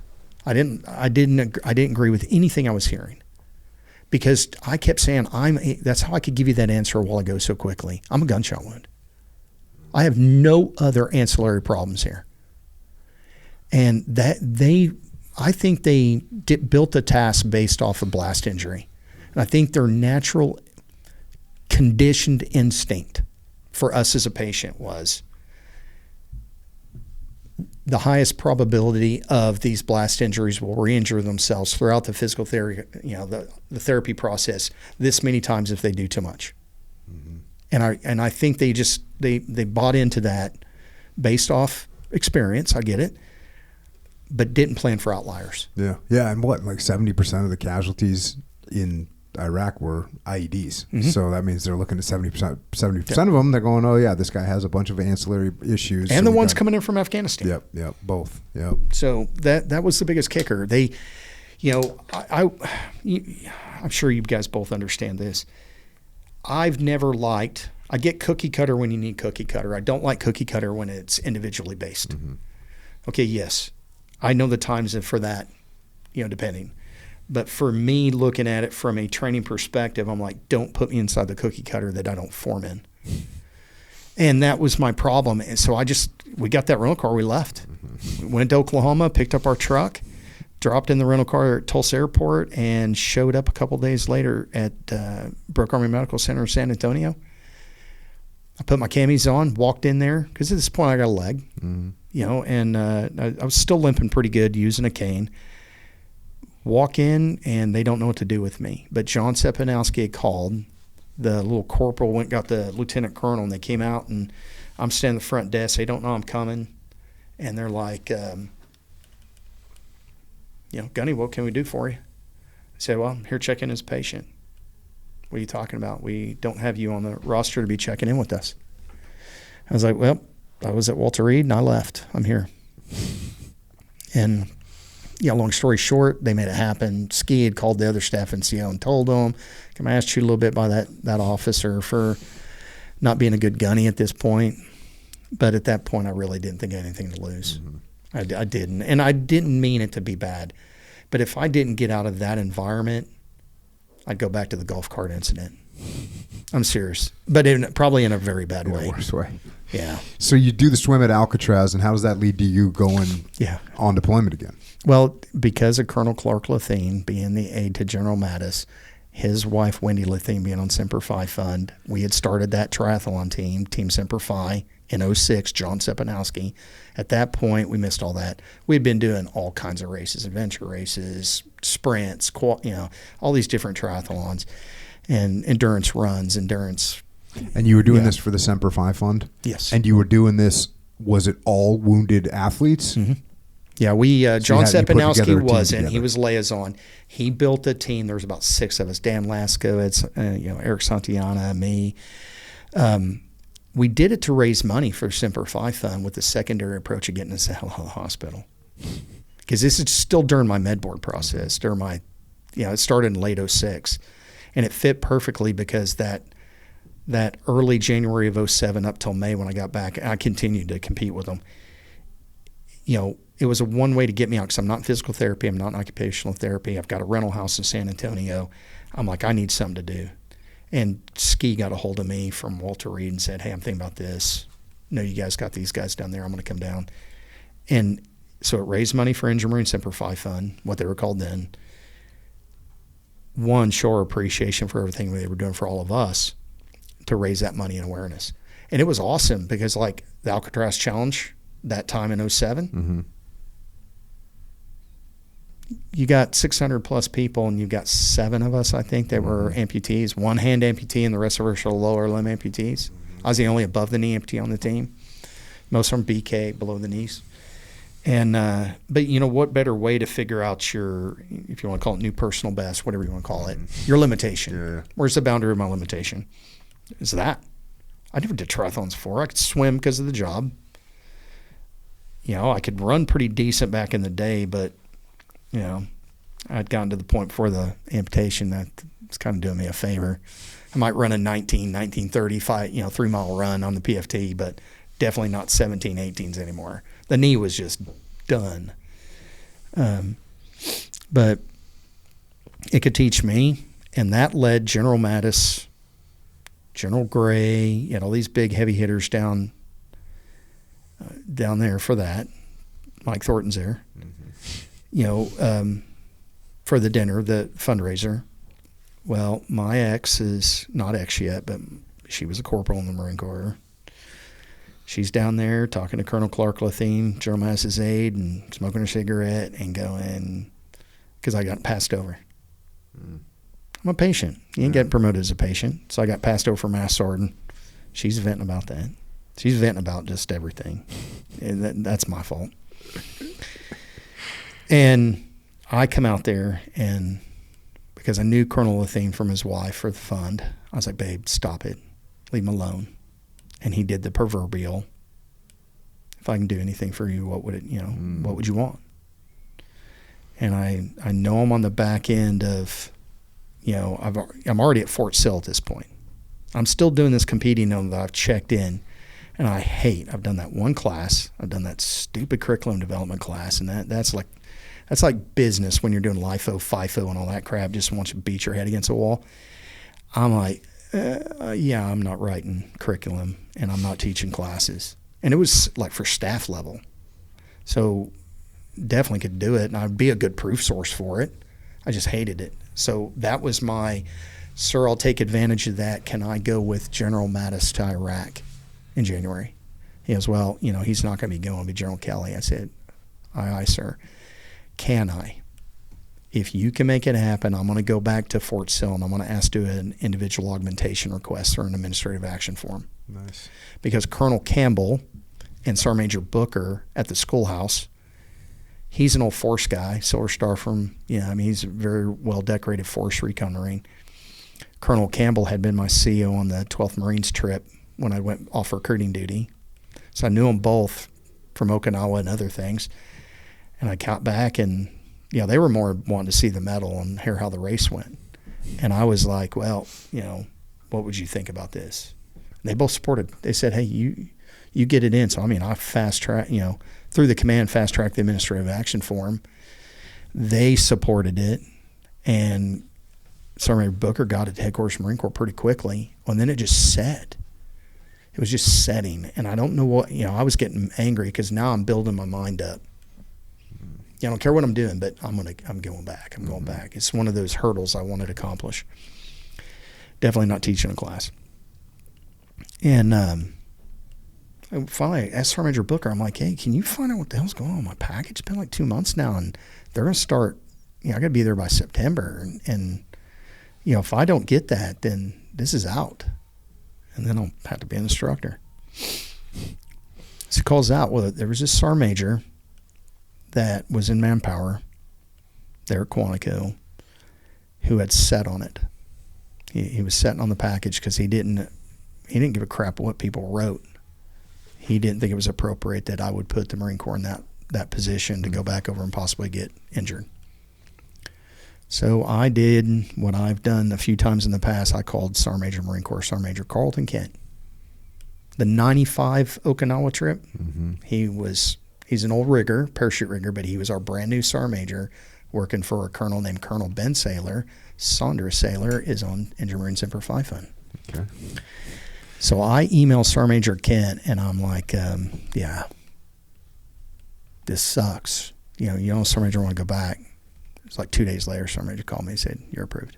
Check. And I'm like, okay, I got to, and that's supposed to be a 15-month, a 12-month in theater, 3-month workup. And, I wanted to make sure I wasn't going to take away. But the master sergeant that I was going to replace, he still had a good solid year and some change. So they were cool with it. And then that's how I get on the 08 deployment. Get out, late September, early October, up here and stay in a hotel and do the workup. Not much of a workup for G3. I'm kind of just the token gimp. Like I was saying earlier, I really am. There's no reason in the world it should have been me to have those kind of opportunities. It really isn't. That's why I say I'm token gimp. Thank them. I do. I appreciate it. It is pretty awesome and pretty inspiring, though. And you know what I mean? That's definitely for a lot of people looking at that, going, man, here's a guy that, have been through so much and he's going out on deployment. It's pretty awesome. Well, I get that part, and I've heard it before. It wasn't about that. Personal agenda I talked about already. More importantly, let's push the boundaries for these Marines. Yeah. I can't speak for Navy Safe Harbor. I can't speak for Army Wounded Warrior Program. I can't speak for the other branches, but I can speak for Marine Corps Wounded Warrior Battalion. It was brand new then. I guess that's what I mean. Like token gimp, I know you're saying it humorously, but it is a huge step. You know what I mean? Oh, sure. I don't want to take away from that. Thank you. Sets the pathway for other people to be able to do it, and like you said, push the envelope, which is awesome. So, and you were working in ops on that deployment? Yes, G3A Force Fires Chief. This is what, 2008? Yeah, it was January of 08 until I left early in November of 08. So things are still going. Did you see Seth? Did you run into Seth over there? Yeah, that's what I was kind of telling you ahead of time, sitting in the chow hall in Fallujah, me and Freddie Fowler. And we were 12 on, 12 off. Yeah, he would be my opposite because it's 7 days a week, 12 on, 12 off, nothing sexy. And I see the look on his face, and he just gets that look like, what the hell is this guy walking up or something? I can tell. And I just nonchalantly turned around, and kind of like you and Joe were talking about the bar in Europe when he was over there. And I just seen big old cheesy grin on his face. I don't know how he knew it was me. I really don't, because that was that initial interaction even before Mikey's stuff. And I just turn around, we're hugging like a couple of boyfriends or something. And we're in the middle of the chow hall in Fallujah, which is a big chow hall. And we're sitting there, and I wish I could have taken him up on the opportunity I was talking about before when, I tell him, he was like, dude, here's the code. You got to come over. Oh, man, so good to see you. It's so awesome and all this stuff. And we're going to go back to Ramadi. I'm going to drive you down the street you got shot on. And then, which I say that wasn't even the only cool thing. Some of my recon buddies from back in the day who are now senior, I was going to do a jump at Al-Assad. First above the knee amputated jump, sandstorm washed it out. Then they found my name, but they saw my name on the manifest, W.E. Gibson. See, nobody knows me as William E. Gibson. Everybody knows Spanky. So put my W.E. Gibson in my last four, I'll get on the jump. Yeah, that sand stormed out, and then they caught it. Don't know how. Somebody threw me under the bus. But the same with Seth. Just sitting there hugging at y'all. So cool to see him. Yeah. He gave me a coin. He was like, I meant to give you this. I'm like, that's the first time I've seen him since those days. Yeah. And then to, have that surface warfare officer, the commander on the watch floor, come over and say, go and talk to General Kelly. They're asking for you to come over for Mikey's stuff, and Mike Sorelli, and then, see, that stuff's so cool. Yeah. I think just all of it falling into place the way it does naturally. Sitting in that chow hall, hugging him. The last time I seen him was me laid up, bleeding in the middle of the street. Yeah, that's wild. We were talking a little bit about the 1-1 AD reunion that took place down in Texas, and like Cowie, you were talking about Cowie when he got shot. He linked up with the Army soldier that picked him. That he was a driver. He was a Humvee driver who pulled up to, the chaos is going on, and they need a Casevac, and who shows up? An Army Humvee shows up. There's no dismount troops to get Cowie loaded. So this guy jumps out of the driver's seat and throws Cowie in the back and brings him back to base. And that was the only time they ever met. And that was the last time they ever met. And here they were at the reunion, like you said, hugging it out. One of the, I think it was Joe Claiborne. Yeah, Joe Claiborne comes over. He's like, hey, he goes, is Cowie here? And I go, yeah. And he goes, I got the guy that put him in the vehicle on Casevac. And I was like, yeah, I'll go get him. So yeah, it's pretty amazing. Well, on that note, did he ever say if a guy named Chad, is it Chad Ramsey? Yeah, Chad Ramsey, that was in Joe's unit. He got hit the week before me. And good kid. I mean, not a kid, same age as, we are. Back then, he was just one of those troops that stepped up. I'm sitting in Center for Intrepid, and there, you want to be in there 4 hours a day, be in there 4 hours a day. We see something, we're going to tell you to stop. You just stop, but other than that, we'll let you go. Well, or no, I'm sorry, it was Walter Reed. I stand corrected because it's the same time I ran into Joe after he had his injury. He's got the, screaming chickens. This kid, he's got the shorts on, got the shirt on, and I'm like, hey, where are you at in theater? And we're in physical therapy. Yeah, it was Walter Reed. He's like, I was in Ramadi. I was like, did you get hit in a vehicle down off the main road in Malab? He goes, yeah. He's like, man, I was QRF for your... He was in the vehicle that the tank got flipped over on its top in late March, early April.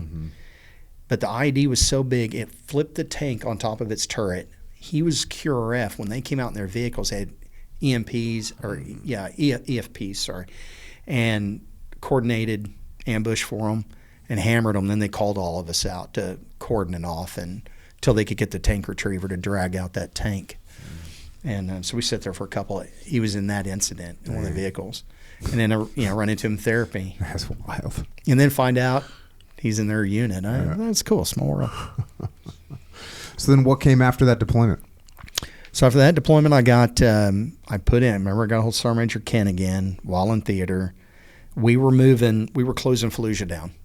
So me and the British Major McDonald, We went advance party from the G3 to Al-Assad to build the new command. And then, so it was just me and the British major down there doing all the G3 portions of it. So I put in, and we got to swim every day because I had that big pool at Al-Assad.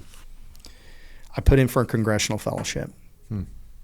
And it's the first time that the military had allowed enlisted Congressional fellows. It's typically 90 to 92 officers a year, about 80 from the branches and about 10 to 12 from other non-government or other government agencies. Well, the infinite wisdom of someone up in D.C., they said, we're going to allow the Marine Corps to have the first 2 enlisted fellows, one for the House, one for the Senate. So I put in for the program, thought, because I'd been in Iraq for 9 months or so at that time, where me and Major McDonald are up at Al-Assad getting everything squared away.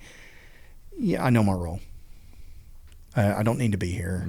I'm sexy for camera, or what? I'm not sexy, but I'm a good news story for Jennifer Griffin or Ned Colt or all the other goofy people that interviewed me over there. So it's good news for the Marine Corps, but I'm better served probably using this time and my experience to help out, Marines stay on active duty if they want to. Give them the same opportunity at that point I had.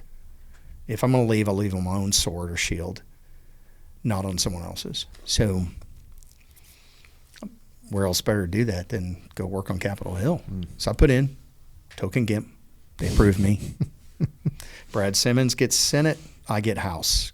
Got to be at Georgetown Government Affairs Institute in first week of December. So I had to leave in mid-November, get out of Iraq early, and then check into the GI course, which is first 2 weeks of December, and then you get your placement for Capitol Hill, which office you're going to work in, whatever. So everybody, and it's predominantly, there was about 40 Air Force officers. Dang. 10 Marine, I think total there was 10 Marine officers and me and Brad, so 12 Marines total. The Navy had about 20, and the Army had about the equivalent, somewhere in that ballpark. Maybe a little less than 20 on theirs. The biggest chunk of it was Air Force. They break you down into 2 classes. So you got about half and half, because it's a pretty detailed class, and basically it's, I'm not a bill, I'm just a bill, Go back to the old cartoons from back in the day, telling us about Congress. Not like any of us, especially me and Brad. Him better than me. I'm like, if I don't sing the Mr. Bill song, there might be 3 understandings of co-equal branches of government. Back then I didn't give a crap. But they all interview. I keep talking. Colonel Furness, who is Office of Legislative Affairs at the House liaison. I'm like, when do I get my interviews? Because if you don't interview by Christmas, they're going on Christmas break. You're starting the first January 3rd or 4th. I don't know where I'm going.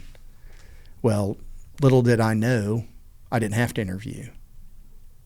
Marine Corps had already worked it out. Had it. Yeah, they put me in the House Veteran Affairs Committee. Check. Which was a great opportunity because I got to work all 4 subcommittees for 3 months each. I got to do the amendment to the Affordable Care Act on the priority 1 through 8 status for the Department of Veteran Affairs. Because the first Affordable Care Act, as we all knew too well, was terrible for veterans. It's either 0 to hero. You're either 100% or you're 0%. Anything in between doesn't matter.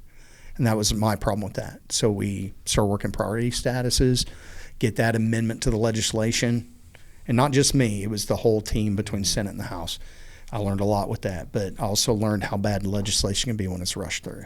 And that was Affordable Care Act the first time, in, first session on 11. Well, after, basically in the middle of that year, I was training to do the Marine Corps Marathon, come about July, August time frame. Blew off my quadricep, my odesis to what's left of my femur. So in 2009, I have another couple inches removed of my femur. I spent a week in the old Walter Reed, and then basically kind of starting over. And thank God that Congressman Booyer, who was a ranking member of House Foreign Affairs Committee, he was a Colonel JAG. I spent about 6 weeks away on the back end of my fellowship. And, came back last couple months, worked on one of the committees, and then, then they had to figure out what to do with me. Brad Simmons got selected first sergeant. He's got to go back to the fleet. I'm a master sergeant. General Kelly promoted me in Iraq in 2008. So I'm like, now I had a bachelor's degree. But I don't, it's just only ever been officers. Brad was easy. You get first sergeant, you got to go back to the fleet. You're leading Marines out in the fleet. But a Marine master sergeant, one-legged, that, what do we do with him? So, it took them a little while, and they figured out, put me in Secretary Garcia. He was Assistant Secretary of Manpower Reserve Affairs, Reserve F-18 driver down in Corpus. I got to be a special assistant to the Assistant Secretary. Special assistant to the assistant. Yeah, exactly. Well, he had the Veronica Valdez, the political appointment, because, he's a political appointee. He had a political appointee assistant. Once again, I'm the token gimp.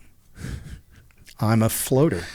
He can do anything he wants with me. I work directly for him. And that's weird when you got a Navy 3-star, a Marine 3-star reporting to you, a bunch of SESs. Kind of wild when you got a Marine master sergeant at the table with a bunch of people. Marine side, they like Nadler. The Marine side knew me pretty well at that point. Navy side, not necessarily. So, because Navy Yard fell under my boss. But it was a good position because I was a proof source for Navy Safe Harbor Wounded Warrior Regiment. Yeah, it's solid. And a proof source that redeployed. So I can, better recommend yes or no on whatever injuries, a Marine has if they want to stay or if they want to redeploy. And is that the job you retired out of? Yes. My payback tour. That was my you got to do that utilization tour. I came in zone for master guns in 2010, and I did a letter do not promote. I just said, because my contract was good till 13. But you just decided going to call it. Everything came to fruition. Everything did. I wanted to go to grad school. I knew I was getting my sons. They were still, up around Slow, Templeton area. I knew they were going to be moving in with me. I was finishing up my second divorce, living in Springfield, Virginia, renting a house. Dad's health was bad. Mom's freaking out about Dad's health being bad. And it aligned. Everything aligned. And I'm like, why? In the 0861 MOS, there's basically 5-6 master gun billets in the whole Marine Corps. Now, if I keep pulling the token GIMP card, if I think that's going to be influential, like obviously it had been to redeploy, obviously it had been for my initial promotion over there, obviously it had been for me to get on the Capitol Hill. I did not want that. I did not want that effect to take away an operational seat. Because you got to think it's 1 MEF, 2 MEF, 3 MEF, first div, second div. 3rd Marine Division doesn't have master guns. And then you have that floater that might stay in it, like Holbert Field or Dev Group or, after they get promoted. So, and I'm like, no, it's stars aligned. I mean, it's made common sense to me. I've achieved everything I wanted, and I achieved a couple things I didn't expect. The fellowship. Yeah, that's wild. And the connections. So I'm like, yeah, it's time. So, put on your uniform for the last time? Retirement ceremony? Well, technically my dress blues, it was little until I squeezed myself into my deltas for my son's graduation. Oh, yeah. That was lucky. I've lost about 40 pounds since then. But no, it was because we did the Marine, when you work for an assistant SecNav and you have a full bird colonel that is planning your retirement ceremony. You had a solid retirement ceremony. Yeah, it was cool. It was at the Marine Corps Museum there in Quantico. Nice. All kinds of cool people there. And so, yeah, it was pretty neat. Way more. All I cared about was going upstairs and drinking beer afterwards, get back in my Hawaiian shirt and my shorts. But it was bitter. It was bittersweet. My parents couldn't be there. They couldn't travel. My kids are 2 different directions at that point because now I'm on the back end of the second and divorce. That kind of sucked. That sucked. I wish I would have been more proactive on at least having my sons. More importantly, it should be all. It sounds bad not to say all, but definitely my sons. Yeah. Yeah. So then, what was the plan? When you retired? Because I know you're, like I said, like I kicked this thing off. You're actually fully retired now, but you did a couple gigs after you got done. Yes. So, intent grad school. That was the number one. I actually intended to get my PhD in clinical psychology. Work for the VA psychologist. I've got street credit. when I'd been pre-med before I got my degree in psych and business law, when I was still active, makes sense. Who should the VA want working with, PTS and other veterans than somebody that's got street credit they can trust? Because that's the biggest common denominator I saw in the VA and from friends I was mentoring was I got some 27-year-old girl that knows nothing about my life. So I'm like, okay, it makes sense. So I go to school, plus I'm getting used to having 2 sons. Mm-hmm. My transition was pretty quick and my personal transition was pretty tough. Where to bark orders, where not to bark orders. Now I'm feeding myself to now I'm feeding 10 and 11-year-old that are just straight turds. And I'm being a turd at the same time. So, pulling my boat paddle off the walls, giving one of them whacks in the living room floor while the other one watches. And, it was such a difficult transition because I went from a newly single man in D.C. that was just worried about education and helping people to now I've got 2 little turds that don't know how to eat at the dinner table. And I might add that second check, it's going out every month to another ex-wife. And, it was just such a tough point. And, and it's 4 hours from where I grew up, where I live now. Mm-hmm. And so I start school. Colonel Ben Saylor, Saunders Saylor's wife, Semper Fi Fund, been my colonel in Okinawa in the 90s with Sergeant Major Kent as our Sergeant Major, that story. He's working for a company called Tandis Tandis at the time. He gets a hold of me because he knows that I'm pretty, I think he was just looking out for me because I hadn't seen him in years, but his wife sees me all the time with Team Semper Fi. He brings me on to be a consultant for that company to work in between VA new build facilities or like West Point when they were adding on, doing flooring advisement. And like in the hospital's rollability, something that's so far out of my norm, but I took to it. I understood the law. I understood the VA regulations for purchasing. So kind of boring, but he hooked me up. Mm-hmm. And it was actually pretty good money. But then it started on my second year when I renewed the contract.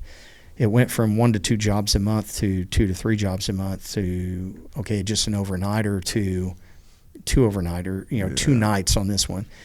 My dad's driving 4 hours in that first year before I moved back to Pryor. Dad's driving down. His health was terrible. Mom can't. She worked. Why did I get out? I got out not to burden any of my family and to pay them back. Now I'm just back to burden them because I got a little greed on some money. Yeah. Nothing on Colonel Saylor. Colonel Saylor's amazing. He's hooking me up. Yeah. And so did some public speaking with PP&I. That worked into a thing in Dearborn where they asked me to keep coming back and speaking once a month up there for a leadership and training seminar.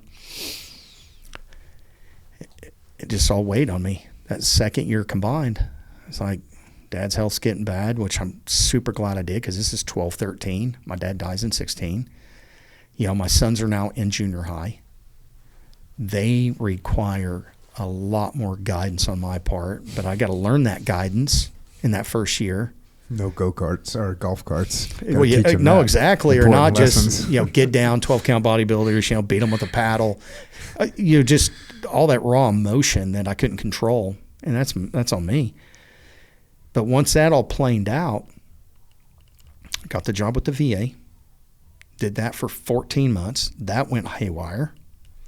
And I was doing claims and benefits. Perfect role for me. I know the law, or I knew the law more then. So it was easy for me to write up claims. I had 5 offices. I work in each office once a week. I did 1,400 claims in less than 12 months. Dang. And no one in Oklahoma, out of the 16 of us that did it there for ODVA, Oklahoma Department of Veteran Affairs, maybe 1620, maybe 800, 700. But I didn't give a crap. I'm still on the same philosophy I had back in D.C. I want to help veterans. Mm-hmm. Problem was, when I would pick up on the BS portion of their story, I would call them out. And then when I call them out, I'd spin my leg around, bang my knee on the table, and I'd be like, dude, don't whine to me. I'm 90%. See, I wasn't 100% on the Marine Corps. I was 90% after 20 plus years of service and above knee amputation. But I understood why. I don't have PTS. Mm-hmm. I have no mental health problems.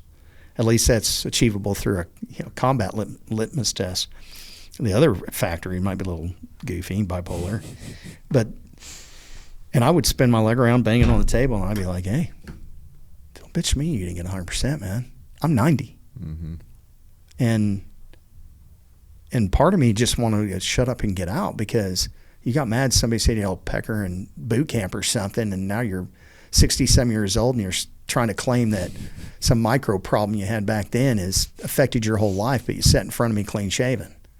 That's the other problem. It's like everybody wanted to jump on the PTS bandwagon. And you can tell who really has it and who doesn't have it. And then there's levels of having it, as we all know too well. Mm-hmm. Anniversary dates, sights and smells and sounds can affect some. But the biggest one's those anniversary dates. Those emotions and that's our brain being natural. If we didn't have that emotion, I think that we were insane or pathological. But when you get somebody coming in complaining about 1978 in boot camp, that started weighing on me too. And then it was the deputy director position when they were putting me in. You got PTSD from treating PTSD? Pretty much. Yeah, treating people that were faking it. Yeah. Not all of them. I don't mean it that way. But everybody then, 2013, 14, everybody was claiming PTS. Mm-hmm. Combat, no combat, it didn't matter. I mean, I'm looking at their DD-214s or their discharge papers before Vietnam. And I'm pretty good at feeling it out. I've had a lot of friends have serious problems. And, friends that have went all the way with that problem, as we all have, I'm sure. And then the ones that just self-medicate to the point of incapability. And it's sad. But, man, because of that sadness, don't fake it. Don't come in and lie because you want a stinking paycheck. Because I'm not doing it it took 3 shoulder surgeries and elbow reconstruction finally bumped me over 100%. Well after I left the VA. So it's kind of like, that part really got to me. Mm-hmm. And I know I got to not judge and take each their own, and that's their own problem. And, lay in God's hands, and, I'm not to judge. But it did weigh on me. Mm-hmm. And then what came after the VA? MC Petroleum. Mays County Petroleum. Buddy of mine said, come in and start training to be the general manager. How'd you like that? Job was great. Mm-hmm. I was technically a marketing manager in training. Learned a lot about fuel, a lot about mobile products, because we were a mobile distributor. Mm-hmm. All of Oklahoma, part of Arkansas, Texas, and Kansas. So we did about $18 million a year, as a small petroleum company. At one point, I think it got closer to 20, 30, maybe a little bit more before the price started going down during Obama, mm-hmm.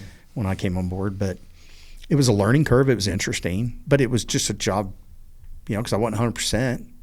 And because of I don't know if you understand how it works, since I took a disability retirement. The Marine Corps put me on a 60%, mm-hmm. more than 55 for 22.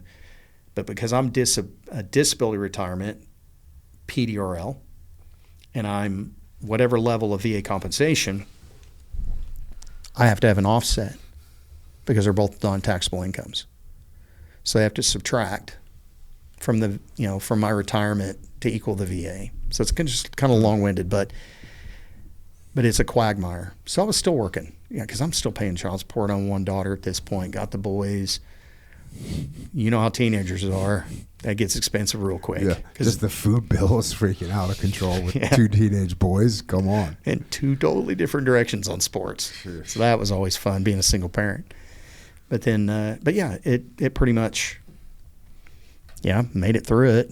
Got pretty easy. Dad died in December 16, and that caused some. Gunner went in the Marine Corps the next year, and then Colt. Now they're just getting married, having kids, and like we're talking about, it's beautiful. I'm to go from.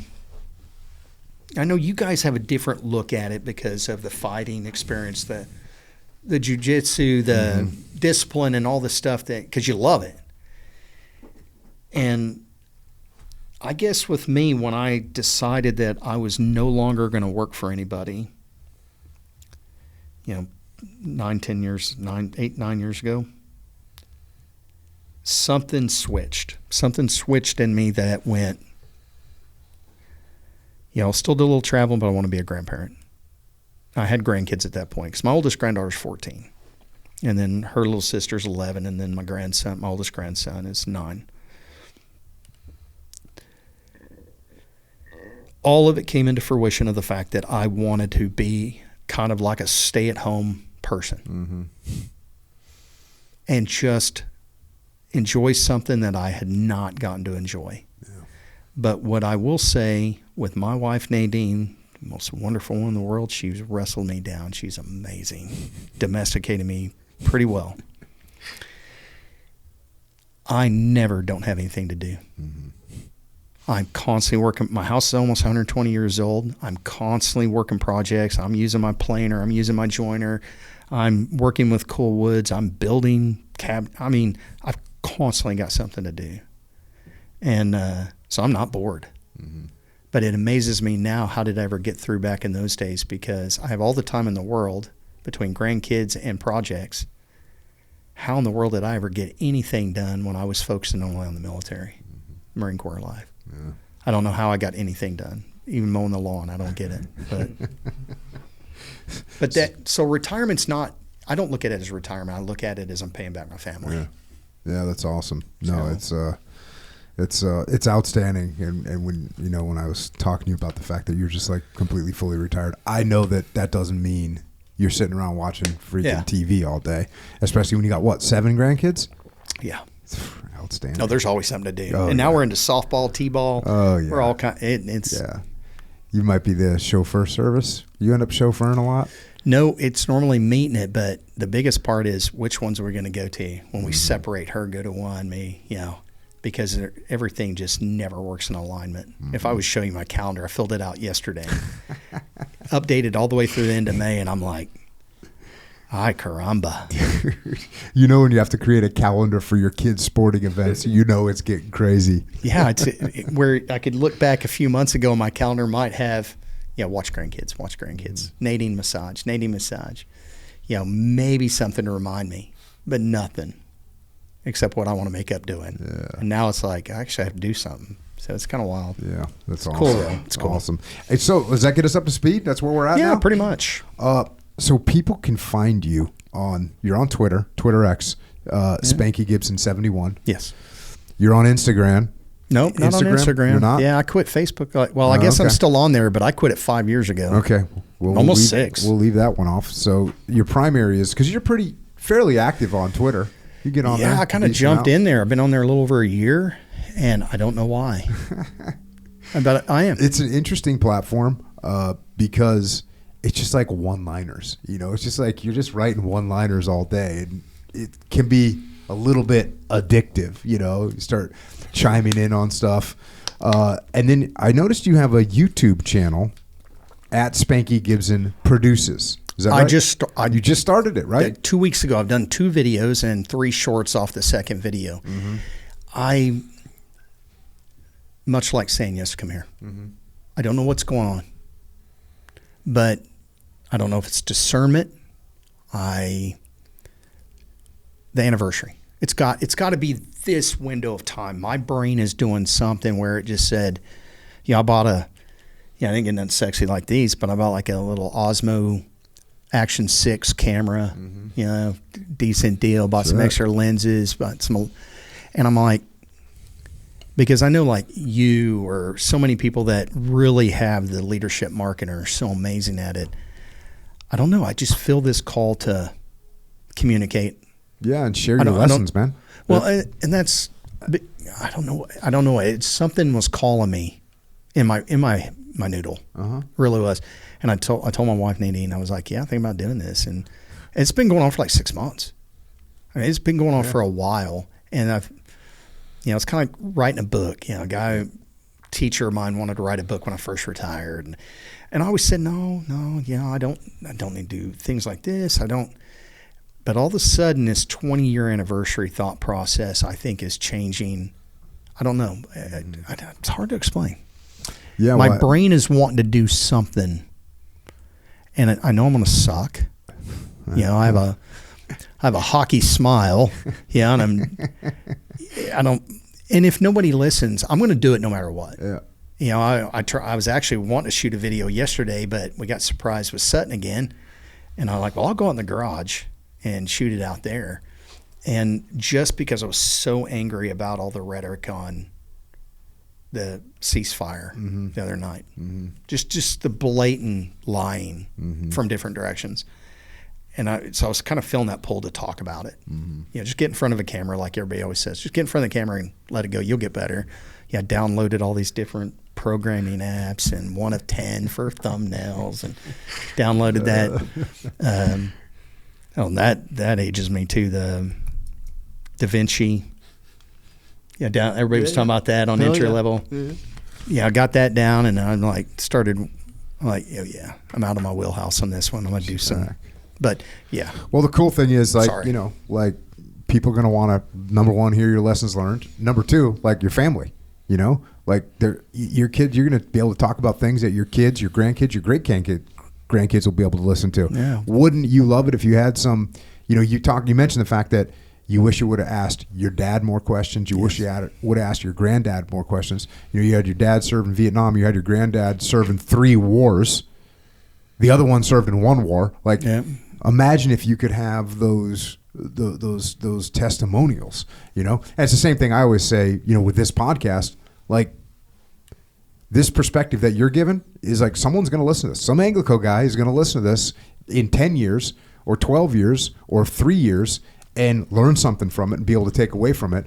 And also, you know, like, wouldn't it be awesome to have, you know, John Basilone talk for 3 hours about his experiences in the Pacific campaign?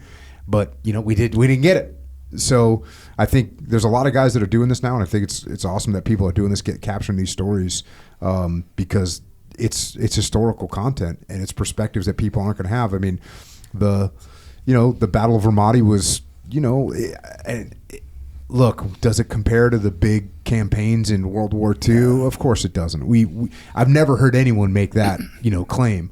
But for our generation, it was pretty important. And for us guys that were there, man, it left a mark. And so to be able to pass on those lessons is just awesome. And I'm sure the Spanky Gibson produces YouTube channel will capture some of those lessons as well, man. That's awesome. Yeah, I hope so. Echo Charles, you got any questions? Yeah, quick question. You mentioned something kind of real quick. I think when you were patrolling or something like this, you said looking for lollipops. Yes. What's a lollipop? So the lollipop, basically, when you get the lightning pod or a pod off an aircraft that's looking down the road. So say you've got a dagger mission or you've got a mobile patrol or foot patrols, you want to use your aircraft pods to scan the road to look for IEDs. Wait, what's an aircraft pod? Okay, so a lightning pod is basically a camera system at 15,000, 10,000 feet on that airplane that they can lock on, and then when you give them guidance for a bomb, they just put the 10-digit grid in the altitude and they can send it. So that lightning pod is like a zoom-in camera that can go down to Dave Burke no better. Hell yeah. Couple meters. Yeah. You can be at 15,000 feet and looking at 1-2 meter spread. So we'll ask them to slew the pod and look down the road. And the lollipop is when you put an IED, when they would dig it in, and then they would take the hot concrete to fill in the hole above the IED. It's round. And then it cracks the surface, so you get this lollipop signature that you can see. And, it's just one of those techniques you learn going on. And so it looks like a lollipop down there, straight up. Yeah, it's like a stick and a circle on the end. And I mean, so we stuff. Lollipop. Yeah. Right on. Yeah, cool, man.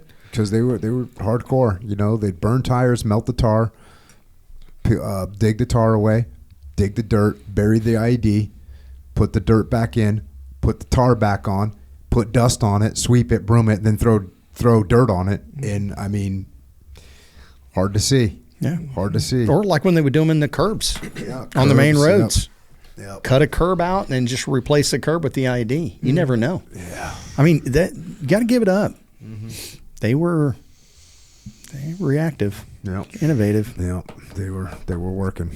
But hey, got to give it up. I mean, I never had any lack of respect for them. Even when we'd enter some of the buildings, sometimes the houses, I'd take my boots off. I'd be in full battle rattle, and I had my boots set at the door with the guy setting out, bringing one of the terps and take notes. And But I often wonder that, if the respect level is given naturally somehow on the battlefield.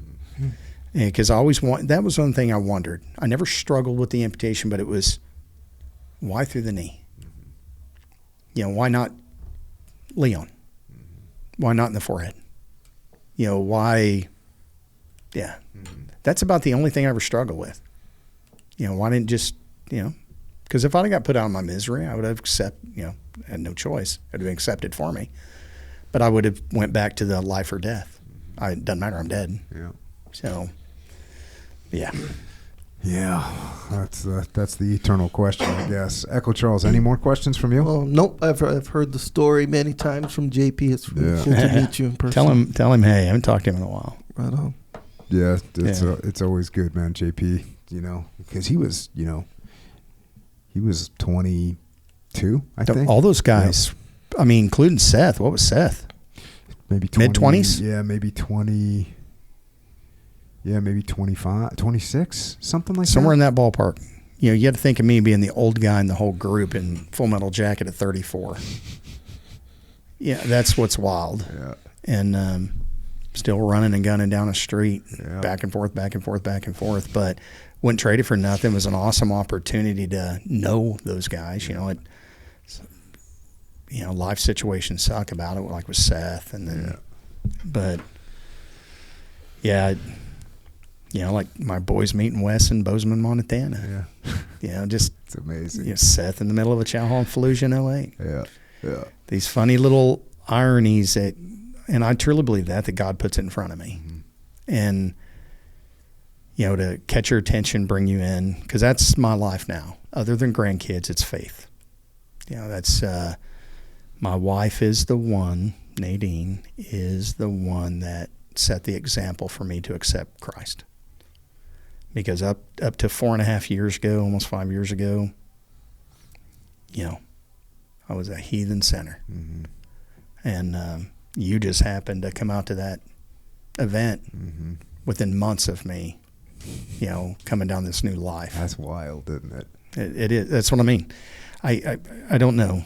I'll never say karma because I don't believe in karma. I don't go down that. But I do believe God pulls us at some reason, some direction, whether we want it or not. Because I've looked at those videos from 08 when I went back over, and I see the videos of me saying stuff like, well, if God wants me, he'll take me. When they would ask me, well, are you not afraid to come back over here after getting wounded in 06? I'm like, no, God wants me, he'll take me. Well, I wasn't a Christian. I didn't read the Bible then. I didn't look at life that way. I was just going with the flow and doing what people told me to do and reacting to life. Now it all comes into this different mindset. Mm-hmm. I realize it more, based off of her, just by her sitting there reading the Bible next to me in bed at night. And it just finally pulled me in. And then I start seeing these things that I must have been naturally releasing but not recognizing way back then. So that happened after you guys got married? Yes. So she married the heathen? Yes. Sinner. Straight sinner. Knowing that I had been, because she'd been married 19 years to her kids' dad. And then, she called me in the hospital bed in 06. Just friends, because we know each other forever. Mm-hmm. I don't remember it, but I had them keep a notepad for me, everybody that called, to write down their number so I could call them back. So I had this little green cheap notepad. She was in there. She says, I remember talking to you. I don't remember talking to you, but it's in my notepad. Right on. There you go. And that's what I mean. It's funny how that goes. Because I'm a completely different man. I'm a completely different person when it comes to kids. My kids see it in me on how I'm with the grandkids compared to how I was with them. Less taking paddles off the wall. Bingo. A little less anger. But my friends see the difference because I don't, I already quit drinking before that. It's just this natural progression in my body because I was on a lot of meds.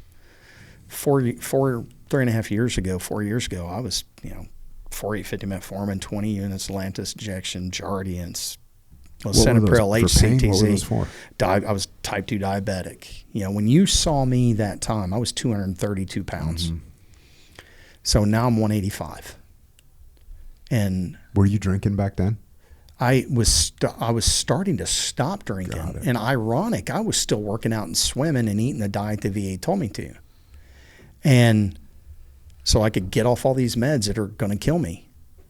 Well, 2.5 years ago, I started eating animal-based only. I'd already quit drinking because I knew as a diabetic that's terrible. But I was eating the fruits and the vegetables and the turkey bacon and the lean proteins and all that good stuff. And I'm still blowing an 8.1 A1C. I'm still severe diabetic. Then all of a sudden, I just started eating nothing but steak and drinking water and a little bit of coffee in the day and drop 40-some pounds and go back to a 5 A1C. I do exactly the opposite of what the VA tells me. But that's me. I know that's not everybody. It works for me, and I enjoy it. So you're just are you still on the strict, like, carnivore type diet? Yeah, I cheat a little bit when the grandbaby brings the gummy bear to me. Or little kitty gummy bears or something. I can't help myself. It happened yesterday. Little Sutton coming over. Did you go cold turkey? Did you just say, all right, I'm just gonna go carnivore right now? Yeah, 2.5 years ago was, 2.5 years, over 2.5 years, August, 2+ years ago. I quit the meds. Didn't even tell my doctor at the VA. I just straight up said, I'm not doing the meds. I tracked all my food intake for 12 months. I tracked protein, fats, obviously no carbs, coming in any carbs. So it was mainly my protein to fat ratio and my overall, at that beginning, caloric intake. Then I realized at a point that I wanted to have a 2-to-1 ratio, fat to protein ratio. So 2 fat per every 1 protein. Is that in grams or in calories? Yeah, basically you can do it in grams. I quit even messing with the calorie portion of it because I realized that it really doesn't.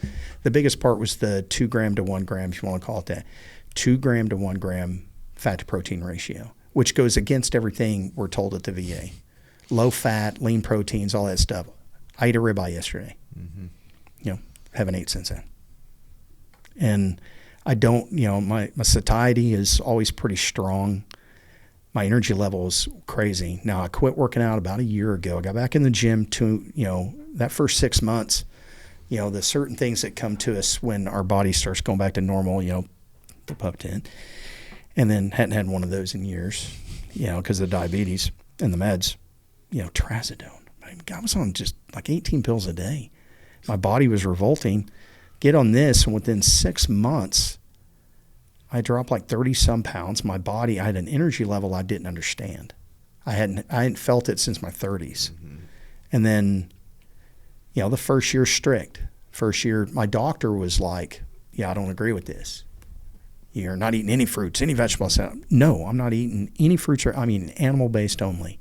And matter of fact, it's gotten down to hamburger, bacon, steak, eggs, cheese.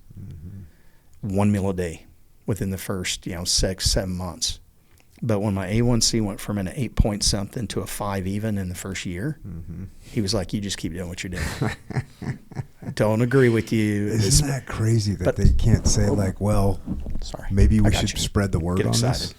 It's kind of wild. Well, it's out there. I think it's just all the up until probably the last 6-7 months on the new food triangle or pyramid. They flipped it. Yeah, that's back in our kiddie days when they came out with the crazy food pyramid. But I'd done it in pre-med. I'd taken the nutrition in school. I'd lived through the classes with the VA, and everything was telling me, even being on the triathlon team, the coach going, I want you 60-30-10, 60-30-10. What was the 10, fat? Yeah. So it was protein, carbohydrates, fat. And I'm like, okay, I remember something about this. But then I go completely against the norm for me. It works tremendously. And here you are feeling awesome. Yeah. Oh, no, it's amazing. And I quit working out and swimming over a year ago because I was so busy doing other things that I wasn't going. I should go, not having the discipline to go because I'm putting a new roof on my garage or I'm totally redoing my garage or rewiring this or building these cabinets or doing stuff for other people. Finally got to the point where I'm like, why am I paying $46 a month for something I'm not even using? Well, we strongly recommend the home gym around these parts. Well, I've heard you guys talk about it. Yeah, man, that's a gift. People don't realize what a game changer it is, especially $46 a month. Like that thing pays for itself in a year for sure. You get a squat rack and some barbells and like you're kind of good to go, you know. Yeah. Well, it kind of goes back to that too, because I remember back in the early mid 90s, I'd bought one of those kind of all-in-ones to put in the garage. Mm-hmm. You know, and then, but it was always get back to because I was never a big weightlifter in my early years. Yeah, and there's the reality that I don't know what the percentage is, but there's a lot of exercise equipment that ends up with, you know, hangers on it and exactly, you know, whatever, like selling at a garage sale for $100. People sell that stuff on OfferUp and Facebook Marketplace, like, because they just don't use it. But if you get like the goods, like just a solid thing, and you have like a simple, that's a good thing now, is like you can come up with just a simple workout, you know, just, and all of a sudden you look up, you know, feel even better every day. Yeah. Because going to the gym, especially you got the grandkids, like, yeah, all these things get in the way, you know. It removes a lot of excuses the home gym does. Well, and yeah, because I've heard you guys talk about that, and that same one I was talking about when I was mowing the other day. I really only wanted to go for the pull. Mm-hmm. I just stacked it and added the wife to it because I'll just lift light. Because when I blew my elbow out, you know, and then the shoulders, I was like, yeah, I'll just lift light. I'm not going to get serious. And crunch or the Smith machine or the squat rack for me is hilarious because I'll just take my leg off and lean it on the bar because I don't want a chance hurting my hip. Yeah. You know, and I can center up that one leg. I'm not going to do much weight, but I used to have a lot of fun in the gym. And then, but mainly was the pull when my shoulders healed up and I was able to get back in there and swim 2,000 or 3,000 meters. That to me is running because I quit running a long time ago. And the pull was that way. But yeah, I probably should because I've got lots of energy. Either that or get some kind of erg, you know, like the rowing machine, but like you could get a ski erg where you're basically using your upper body to pull down, and it's a cardio. It's more cardio. It's not strength based. But something that's more important. Yeah. You know, for me is having the cardio or having the natural get away from, you know, trying to stack up weight and get big or. Yeah, because I'm just retired. Yeah, I ain't rolling around on a mat or getting hooked up with somebody. We still over here getting after it, man. Yeah, that's awesome. Hey, you guys impressed me. Yeah. Any other closing thoughts, bro? No, sir. Well, man, it's such an absolute honor to have you out here, have you on this thing. Thank you for coming out. Thank you for sharing the lessons learned. I appreciate it. I think there's a lot of people that are going to take some more precaution around golf carts and alcohol. Those are known bad mixing. Also, thank you for, you know, JP. I know Seth definitely told me this. Wes pointed it out as well. You know, the mentorship that you gave them on how to do combat in Ramadi, like that stuff kept my guys alive. So I never got a chance to thank you for that. So thank you for that. And I know, you know, thankfully you trained them up enough that when you needed them, they were there for you as well. And, you know, again, like I said, it was you guys, your Marines, you know, our relationship with Anglico was just awesome. And it was an honor to serve alongside you guys. And thanks for coming out. And your service and sacrifice and your example for the next generation, we won't forget it, brother. No, thank you. I appreciate it.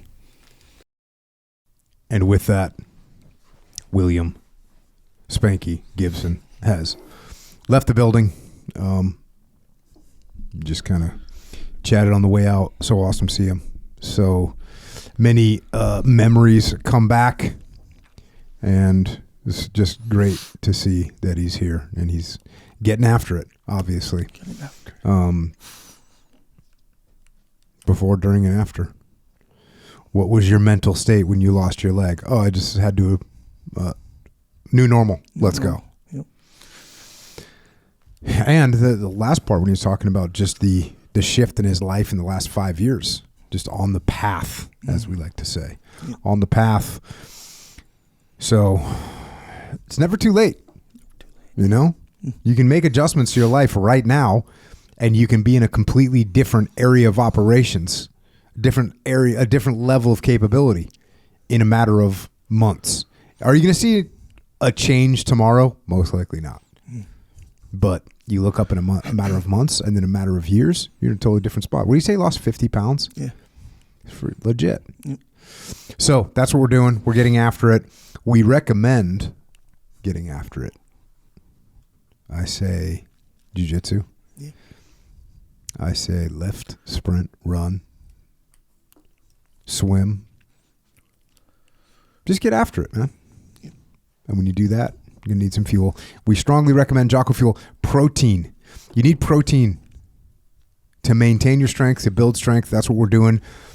JockoFuel.com. You can get ready-to-drink protein. You can get powdered protein. You can get muscle drive. Maintain your muscles, even in periods of suboptimal nutrition. Yep. We have energy drinks. I've had one today.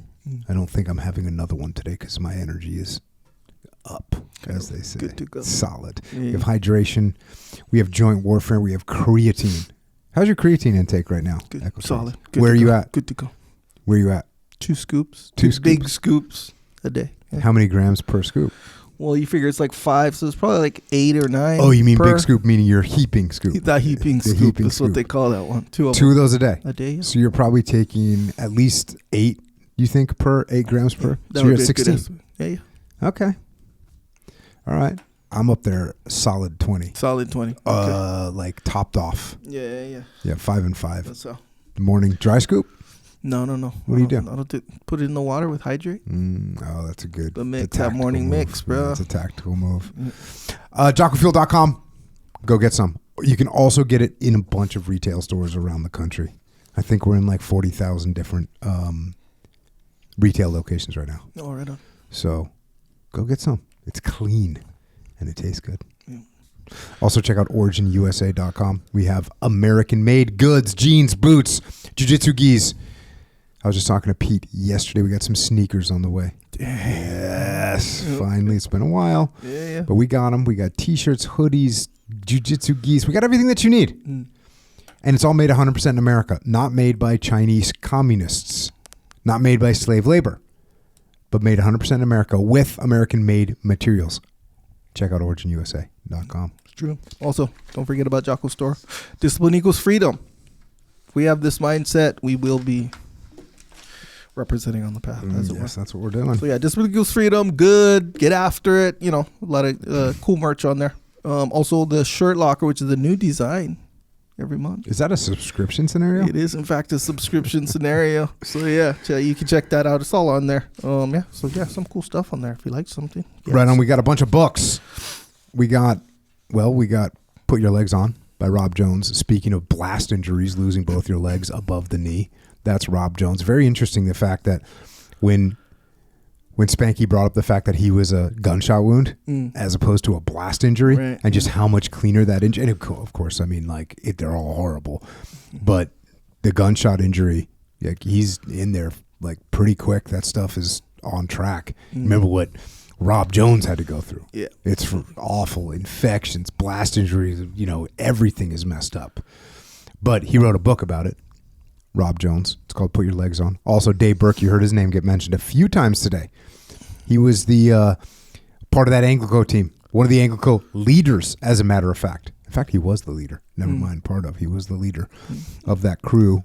And he wrote a book called Need to Lead. So you might want to check that one out. And you can learn to lead. Speaking of learning to lead, you can go to extremeownership.com and take online leadership classes.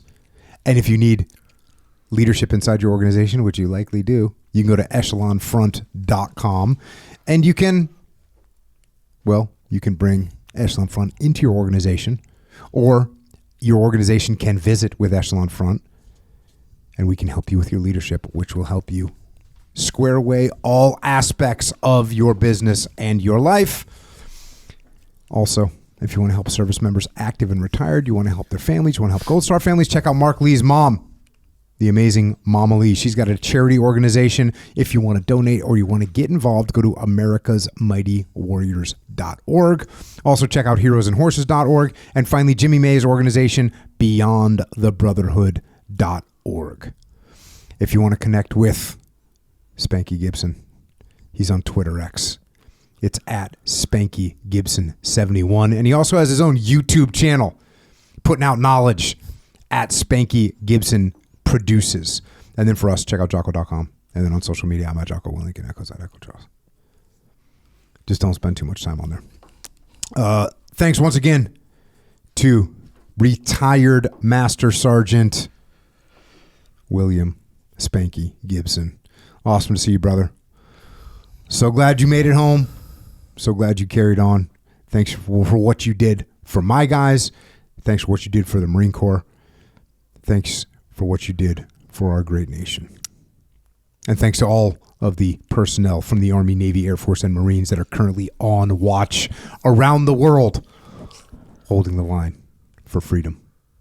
Also, thanks to our police, law enforcement, firefighters, paramedics, EMTs, dispatchers, correctional officers, Border Patrol, Secret Service, as well as all other first responders. Thank you for holding the line here at home and keeping us safe. And everyone else out there, this what you got right now? It's a gift. Every day is a gift. Every day is an opportunity. And we are blessed every day with the sunrise. But we only get so many of them. So don't waste them. And instead, go out there every day like William Spanky Gibson and get after it. And that's all I've got for tonight. And until next time, this is Echo and Jocko out.